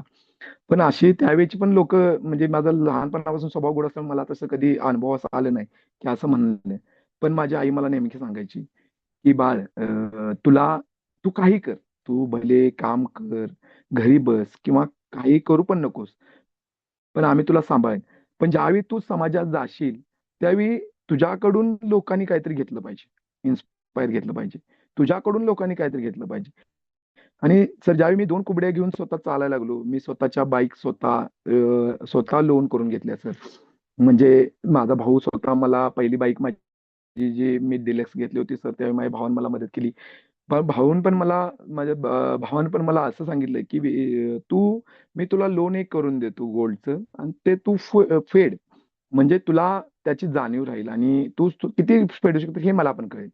तर मला सांगायला आवडेल की त्यावेळी मला माझ्या दादांनी जो सपोर्ट दिला, मला आवडलं की दादाला मला एक दिवसात गाडी घेऊन देता आली असती. पण माझ्यात किती कॅपॅसिटी आहे हे बघण्यासाठी दादानं मला लोन करून दिलं.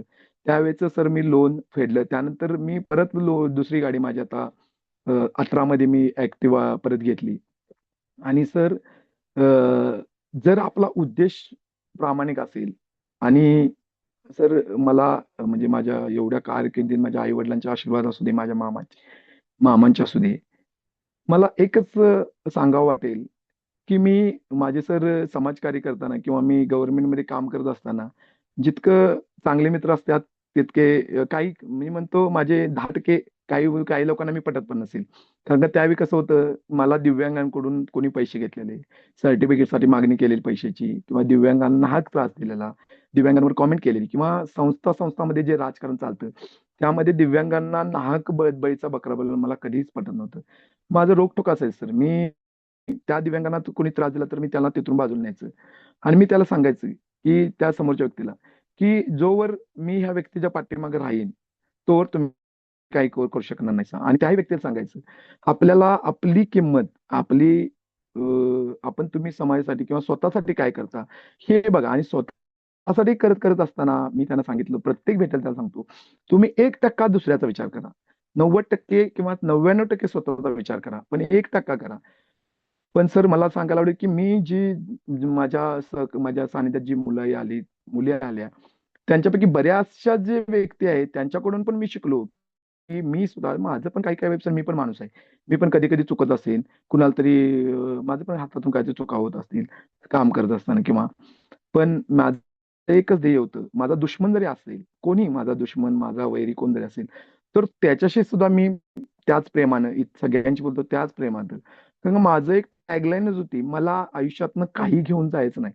जसा येताना रिकामा आलोय तसा जाताना रिकाम जाणार आहे. पण मी माझं टॅगलाईन विकास चौगले हे ब्रँड कुठंतरी कोरून जाईल आणि जेणेकरून त्याचा दुश्मन पण म्हणेल की माझा वैरी किंवा माझा वैरी कमीच आहे सोडा, माझ्यापासून जे रुसलेले आहेत, तुटलेले आहेत लोक, तीही म्हणतील की बाबा हा व्यक्ती आहे. आणि सर मला खरंच तुम्हाला सांगायला आवडेल की मी 2-3 असोसिएशनमध्ये संस्थेमध्ये काम केलं, वाद असायचे. पण सर मी लिटरली सांगतो की मी 99.99% हे वाद मिटवायचं काम केलं. ते मी कधीच मला पदाची अपेक्षा नव्हती. पदं आलीत गेलीत. आताही मला पदाची कुठली अपेक्षा नाही.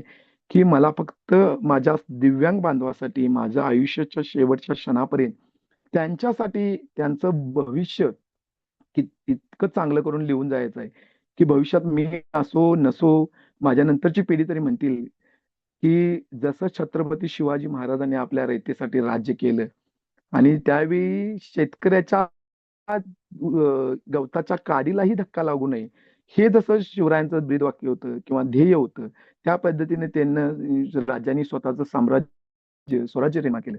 तसंच मी विकास चौगुले म्हणून दिव्यांग क्षेत्रात काम करत असताना हे काय सर मला म्हणजे पैसा मिळो हे ह्या अपेक्षा नाही. मला एक समाधान, माझं मला समाधान. मला ब्लेसिंग मिळो की ते मिळतच राहतात सर. आपण जितकं चांगलं कर्म करतो तिथं मिळत राहतात. आणि मला वाटतं ज्यावेळी मी नसेन किंवा मी जोवर आहे, तोवर माझा कोल्हापुरातील दिव्यांगांसाठी एक फुल प्लॅन आम्ही केलेला आहे. फुल प्लॅन सर. जो अंध असू दे त्याला रोजगार मिळणार, जो डीप असू दे त्याला जॉब मिळणार, जो अस्थिव्यंग आहे त्याला सुद्धा त्याचं सेटलमेंट करून ठेवणार. आणि सर समाजात काम करत असताना तुम्हाला लोक, आता समाज इतका हुशार आहे की तुम्हाला पाहिल्यानंतर, तुमच्या पहिल्या दुसऱ्या भेटीनंतर तो समाज तुम्हाला ओळखतो की ह्या व्यक्तीचा धूर्तम व्यक्ती आहे की प्रामाणिक व्यक्ती आहे. त्यामुळे सर आम्हाला तरी वाटतं की आम्ही जे काम करायचं ते प्रामाणिकपणे आम्हाला जे वृद्धाश्रमचं सर मी बोललो, त्या वृद्धाश्रममध्ये सर मला माझे स्त्रिये, माझे मित्र, माझे ओळखीचे आहेत. ते मला मी विकास सर तुम्ही वृद्धाश्रम करताय म्हणजे दिव्यांगांना तुम्ही त्यांना वृद्धाश्रमात जायची वेळच येऊ नये असं मला वाटतं. तर पण मला माझं वैयक्तिक मत आहे सर, माझा मुलगा आहे. पण भविष्यात तो ज्यावेळी तो मॅरेज करेल किंवा तो मोठा होईल, तो मला सांभाळेल की नाही याची खात्री मला आजही नाही. काय आताचं जनरेशन, आताचं जग बदललंय.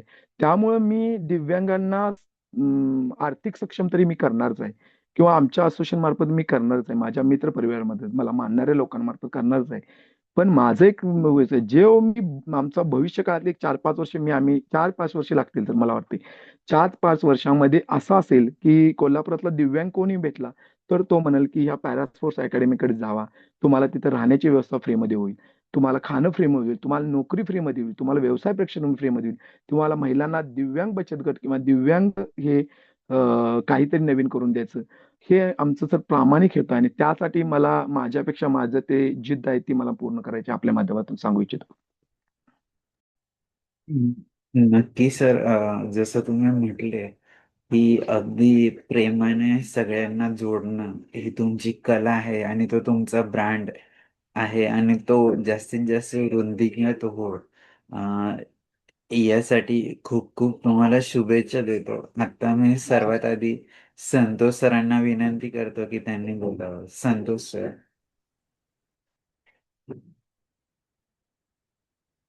तर नमस्कार. नमस्कार. बोला सर. तर मला खरंच खूप आज आनंद होत आहे की पुन्हा एकदा मी तुमच्या मंचावर येऊन माझे 2 शब्द मी माझ्या मित्रपरिवाराला किंवा मला जे काही आदर सन्मान दिलाय त्यांच्याशी शेअर करू शकतोय. विकास आजचा विषय खूप छान घेतला तुम्ही. त्याबद्दल सर्वात प्रथम संकल्प फाउंडेशनचा आम्ही आभार मानतोय. अ, विकास चौगलेंच्या बाबतीत बोलायचं झालं तर विकास चौगले हे आमचे लहानपणापासून मित्र आहेत आणि अत्यंत प्रतिकूल परिस्थितीमध्ये शारीरिक अ, कमतरता असून देखील त्यांनी कधीही समाजाला किंवा त्यांच्या घरच्यांना असं जाणवून दिलं नाही, की बाबा मी एक फक्त दिव्यांग आहे आणि लाचार आहे. त्यांनी त्यांच्या शिक्षणातून आणि या समाजकार्य किंवा कृतीतून समाजामध्ये एक असा विश्वास निर्माण केलेला आहे, की कोणतीही अडचण आली तर एक नाव घेतलं जातं आमच्या कोल्हापूरमध्ये, की एकदा विकास चौगलेंना जाऊन भेटा. आणि ती व्यक्ती जर विकास चौगलेंना भेटली तर 99% त्या व्यक्तीला योग्य मार्गदर्शन आणि सल्ला देण्याचं काम हे आमचे विकास चौगले हे मित्र करत आहेत. त्याबद्दल मला अभिमान आहे, की विकास चौगलेसारखा मित्र माझ्या आयुष्यामध्ये आला आणि त्यांना घेऊनच आम्ही आता थोडंसं काम करत आहे कोल्हापूर जिल्ह्यासाठी किंवा इव्हन महाराष्ट्रामध्ये, की ज्या काही दिव्यांगांना अडचणी येत आहेत, की ज्या शासन स्तरापर्यंत पोहोचू शकलेल्या नाही आहेत किंवा ज्या काही अडचणी शासनाच्या पण लक्षात आल्यात, पण त्याच्यावर सोल्युशन काढू शकलेले नाहीत. आमचे आदरणीय बच्चूभाऊ कडू हे नेहमीच दिव्यांगांच्या बाबतीत सपोर्टिव्ह आहेत. त्यांनी खूप सारे असे आमचे जे काही प्रश्न होते, अडचणी होत्या त्या म्हणजे शासनाबरोबर भांडून म्हणा किंवा मोर्चे काढून, आंदोलन करून बऱ्यापैकी त्या सोडवलेल्या आहेत. पण अजून काही असे प्रश्न आहेत, की त्याचं उत्तर अजून आम्हाला भेटत नाही आहे. आणि हेच आम्हाला बच्चूभाऊंच्या बरोबर म्हणा किंवा आमच्या कोल्हापूर जिल्ह्यातील दिव्यांगांच्या बरोबर एकीने काम करून आम्हाला ते शासन स्तरापर्यंत पोहोचवायचे आहे. आणि नक्कीच येत्या काळामध्ये कोल्हापूरमध्ये अशी एक क्रांती घडेल, की संपूर्ण महाराष्ट्र किंवा देशामध्ये याचं म्हणजे हे होईल, एक मेसेज जाईल, की काम करावं तर कोल्हापूर जिल्ह्यासारखं. आणि विकास चौगले ह्या आम्हाला या कामामध्ये खूप सारी मदत करत आहेत. जे काही अ, म्हणजे शासन स्तरापर्यंत आमच्या ज्या काही मागण्या पोहोचवायच्या आहेत किंवा ज्या काही अडचणी म्हणजे त्यांना ज्या अडचणी आलेल्या आहेत त्या आमच्याशी शेअर करून त्याचं बाबा सोल्युशन कसं काढायचं याच्याबद्दल आमच्या खूप साऱ्या अशा म्हणजे मीटिंगा होतात. त्यावर आम्ही पॉइंट्स काढतो आणि ते पॉइंट्स आम्ही आता थोडे-थोडे करून शासन स्तरापर्यंत पोहोचवण्याचा प्रयत्न करतोय. सर आमचं आता पहिलं एक म्हणजे संपूर्ण महाराष्ट्रामध्ये एक अशी अडचण आहे, की ती खूप साऱ्या जणांनी म्हणजे तुमच्या या व्यासपीठावरून सुद्धा मागणी केलेली आहे त्या संकल्पनेची किंवा त्या अडचणीची शासन स्तरापर्यंत, की खूप साऱ्या दिव्यांगांचं आधार कार्ड बनत नाही सर. म्हणजे एकतरी स्वतः तो दिव्यांग असतो, पण त्याला ते दिव्यांगत्वाचं प्रमाणपत्र मिळवण्यासाठी सर त्याला आधार कार्डची गरज असते. पण ते आधार कार्डच नाही आहे, तर तो अपंग असून दिव्यांग असून सुद्धा दिव्यांग नसल्यासारखा आहे. आणि त्यामुळे शासनाकडून ज्या काही योजना मिळणार असतात किंवा ते लाभ मिळणार असतात, ते लाभापासून ते दिव्यांग वंचित राहत असतात. तर आमचा आता या पुढील आठवड्यामध्ये माननीय कलेक्टर साहेब आमचे कोल्हापूर जिल्ह्याचे अमोल येडगे आहेत, यांच्याबरोबर एक पहिली मीटिंग आम्ही ठेवलेली आहे, की या प्रश्नाला कोल्हापूरमधून सुरुवात व्हावी. जेणेकरून प्रशासनाच्या लक्षात यावे, की आपण काहीतरी मिस करतोय. कोणावर तरी या म्हणजे अ, अन्याय होत आहे, की दिव्यांग असून सुद्धा त्याला आपण दिव्यांगत्वाचे लाभ देऊ शकत नाही. ही गोष्ट आम्हाला प्रशासनाच्या लक्षात आणून द्यायची आहे. आणि इथून कोल्हापूरमधून मला वाटतं ही चांगल्या प्रकारे सुरुवात होईल. कोल्हापूरचे प्रशासन या प्रश्नावर नक्कीच काहीतरी तोडगा काढून राज्य सरकार असो किंवा केंद्र सरकार असो यांच्यापर्यंत ही आमची मागणी पोहोचवतील आणि येत्या काळामध्ये जे कोणी दिव्यांग असतील त्यांना त्यांचं आधार कार्ड बनवून मिळेल आणि त्यांना सर्व प्रकारच्या दिव्यांगांच्या ज्या सोयी सुविधा आहेत त्या मिळतील अशी मी आशा व्यक्त करतोय या आपल्या व्यासपीठावरून. आणि विकास सरांच्या बद्दल बोलायचं आणखी झालं तर विकास सर जेव्हापासून आम्ही ओळखतोय तेव्हापासून सतत त्यांच्या डोक्यामध्ये दिव्यांगांचाच विषय असतोय. एक दिव्यांग क्षेत्रामध्ये त्यांना खरोखरच एक क्रांती घडवून आणायची आहे आणि या क्रांती घडवण्यासाठीच आम्ही आमचे जे काही 7-8 जे मित्र परिवार आहे आमचा ते आम्ही सर्व विकास सरांना साथ देत आहे. नक्कीच येत्या काळामध्ये खरोखरच काही दिव्यांगांच्या बाबतीत फायद्याच्या गोष्टी होतील असं मला वाटतंय सर. धन्यवाद संतोष सर. नक्कीच तुमचं जे काही प्रयत्न चालले ते भविष्यात पूर्ण हो त्यासाठी खूप खूप शुभेच्छा. बालाजी सर.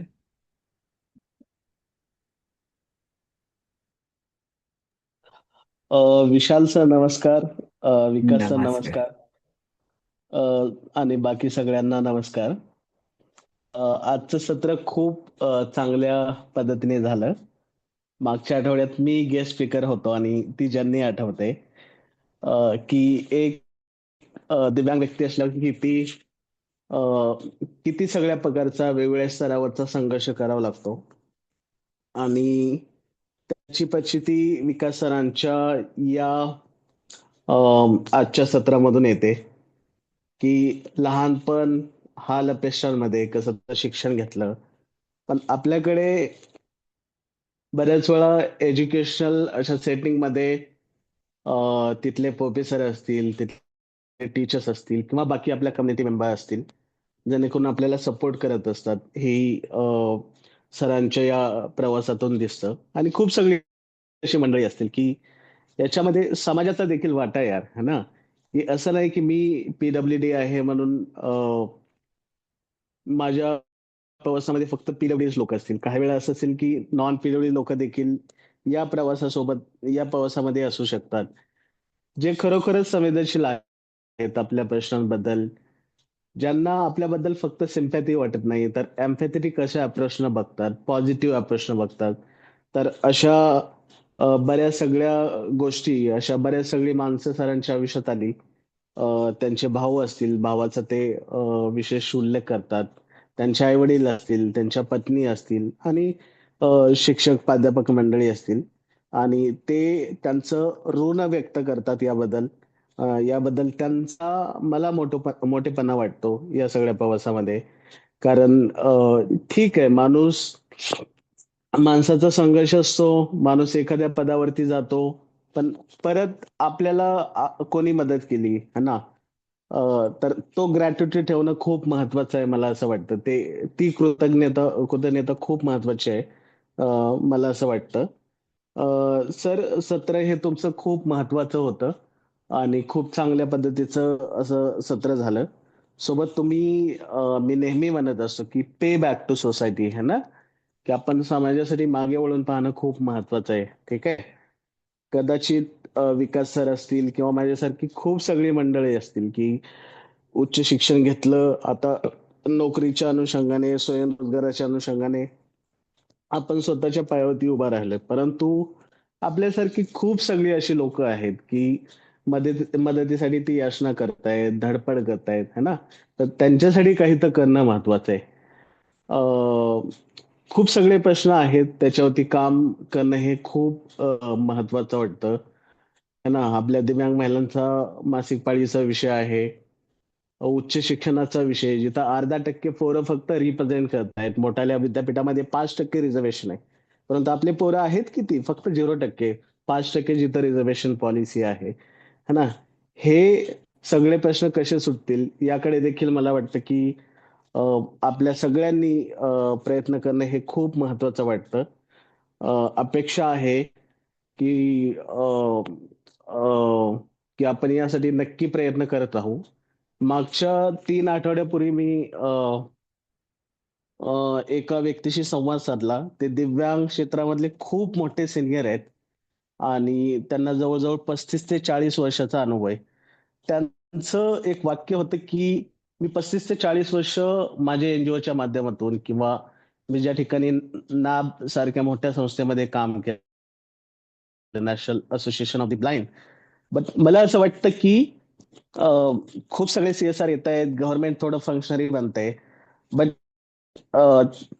त्यांचं आणि माझं देखील एक एक असं डिस्कशन झालं की आपले लोक या अनुषंगाने कुठं कमी पडतायत का? आपले लोक या अनुषंगाने कुठं कदाचित आळशी बनतायत का? की फक्त मला हे पाहिजे, ते पाहिजे. परंतु मला वाटतं की सगळ्यांनी तो आळस झटकून, है ना, की मला लीडर कसा बनता येईल? मी इथला प्रोडक्टिव्ह सिटीजन कसा बनेल, है ना?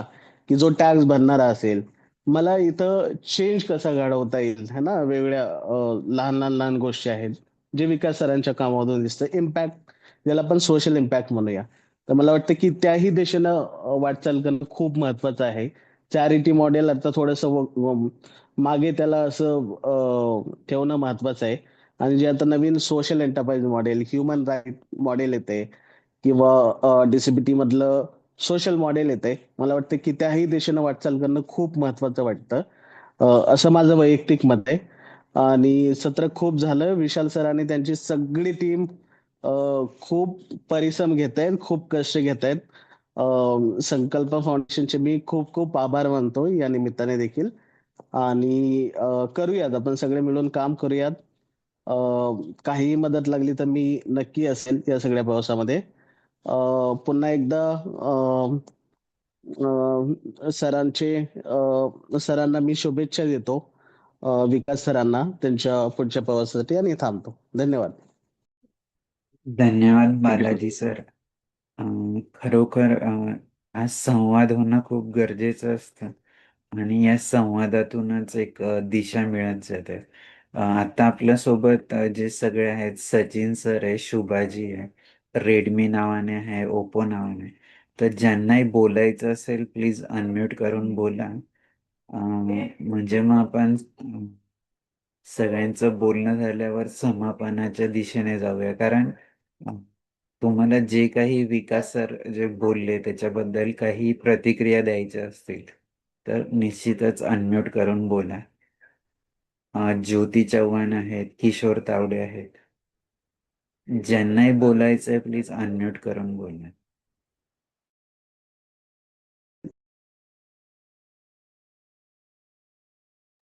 शिवराज म्हणून आहेत.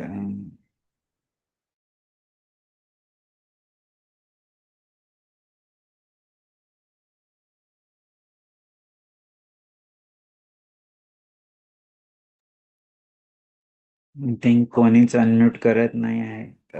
तर आपण निश्चितच ज्यांना बोलायचं असेल तर 1-2 मिनिटात अनम्यूट करा. नसेल बोलायचं तर आपण समापनाकडे जाऊया. आणि निश्चितच आज विकास सरांनी जे थोडक्यात आणि सांगितलं की जे काही करायचं आहे ते स्वसमाधानासाठी, कुठंही कुठली अपेक्षा न ठेवता, म्हणजे जिथं पण काम करायचंय मग ते प्रोफेशनल असेल किंवा सोशल असेल, यू टू गिव्ह डिव्होशन, की समर्पित भावनेने ते काम करणं. आणि मग त्याचा निश्चित आशीर्वाद मिळतो. जसं त्यांनी त्या एका आजींचं उदाहरण सांगितलं की असे छोटे छोटे अनुभव येत असतात की ज्यातनं कामाची पावती म्हणता येईल की जी समाजाकडून मिळत असते. तर निश्चितच जसं विकास सरांनी सांगितलं की मला काही नकोय, एक माझं समाधान आणि माझं ब्रँड, की मी जे काय आहे माझ्या कार्याने लोकांनी ओळखलं पाहिजे आणि मी ज्या कार्यासाठी समर्पित होऊन काम करतो आहे त्याचं नाव निघलं पाहिजे. तर खरोखर विकास सर तुमचा संपूर्ण प्रवास आमच्यासाठीच नाही, जे पण लाईव्ह बघतायत नंतर युट्यूबला बघतील त्या सर्वांसाठी प्रेरणादायी आहे. तुम्ही जो तुमचा थँक्यू वेळ सर. दिला या वेबिनारसाठी आमच्या संपूर्ण टीम कडून तुमचे ऋण व्यक्त करतो. जाताना एक छोटासा थँक्यू सर. संदेश सर्वांना द्यावा की कसं जीवन जगलं पाहिजे. मग आपण प्रार्थनेने आजच्या या कार्यक्रमाची सांगता करू. नमस्कार मित्रांनो, मी फक्त इतकंच सांगेन की आयुष्य खूप सुंदर आहे, खूप सुंदर आहे. तुम्ही जगता कसं आणि स्वतः जगणं अनुभवता कसं हे महत्वाचं आहे. मी तुम्हाला आमचं एक ब्रीदवाक्य आहे, ते मी तुम्हाला शेवटी सांगेन आणि थांबेन. मोडून पडला संसार, संसार म्हणजे आपला लग्नाचा नाही, तर आपला दिव्यांगत्वाचा. मोडून पडला संसार, पण मोडला नाही कणा. पाठीवरती हात ठेवून फक्त लढ म्हणा. मग आम्ही लढेन हो, भरपूर लढेन. फक्त समाधान या स्माईलसाठी लढायचं. ही स्माईल आपली पाहिजे. आपल्याला बघून जगातली सर्वात सुखी व्यक्ती पण म्हणली असेल, की माझ्यापेक्षा याला सुख किती आहे. करोडपती पण म्हटला पाहिजे, की ह्या दिव्यांगाला माझ्यापेक्षा कुठलं जास्त सुख आहे, की जो याच्या चेहऱ्यावर इतकं स्माईल घेऊन एवढा स्ट्रगल करून जगतोय आणि हा स्माईल देतोय. तर मित्र इतकंच करा, स्वतःसाठी जगा, समाजासाठी जगा, आई वडिलांसाठी जगा, परिवारासाठी जगा. आणि मी खरोखर सर विशाल सरांचं धन्यवाद मानतो, की सर 2 मिनिटं मी भावनिक झालो होतो. माझे आयुष्यातली 2 जवळची व्यक्ती प्रशांत मेहतर, माझा जिवलग मित्र आणि माझ्या मामाचा मुलगा संभाजी उन्हाळे, की ज्यांच्याशी मी कधीही कसंही बोलू शकलो असतो, ती माझ्यात आज नाही आहेत. नाहीतर आज मला बोलले असतील, "ते विक्या भावा बोललेस भारी लय." म्हटले असतील 100%.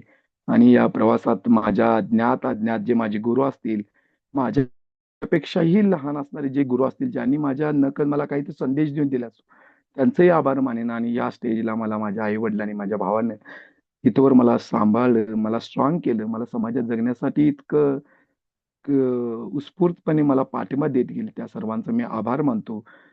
आणि सर मी आज माझ्या सर्व दिव्यांगांना सांगतो, की दिव्यांग मित्रांनो, तुम्ही मित्र-मैत्रीण खूप करा, खूप करा. सगळ्यांशी बोला.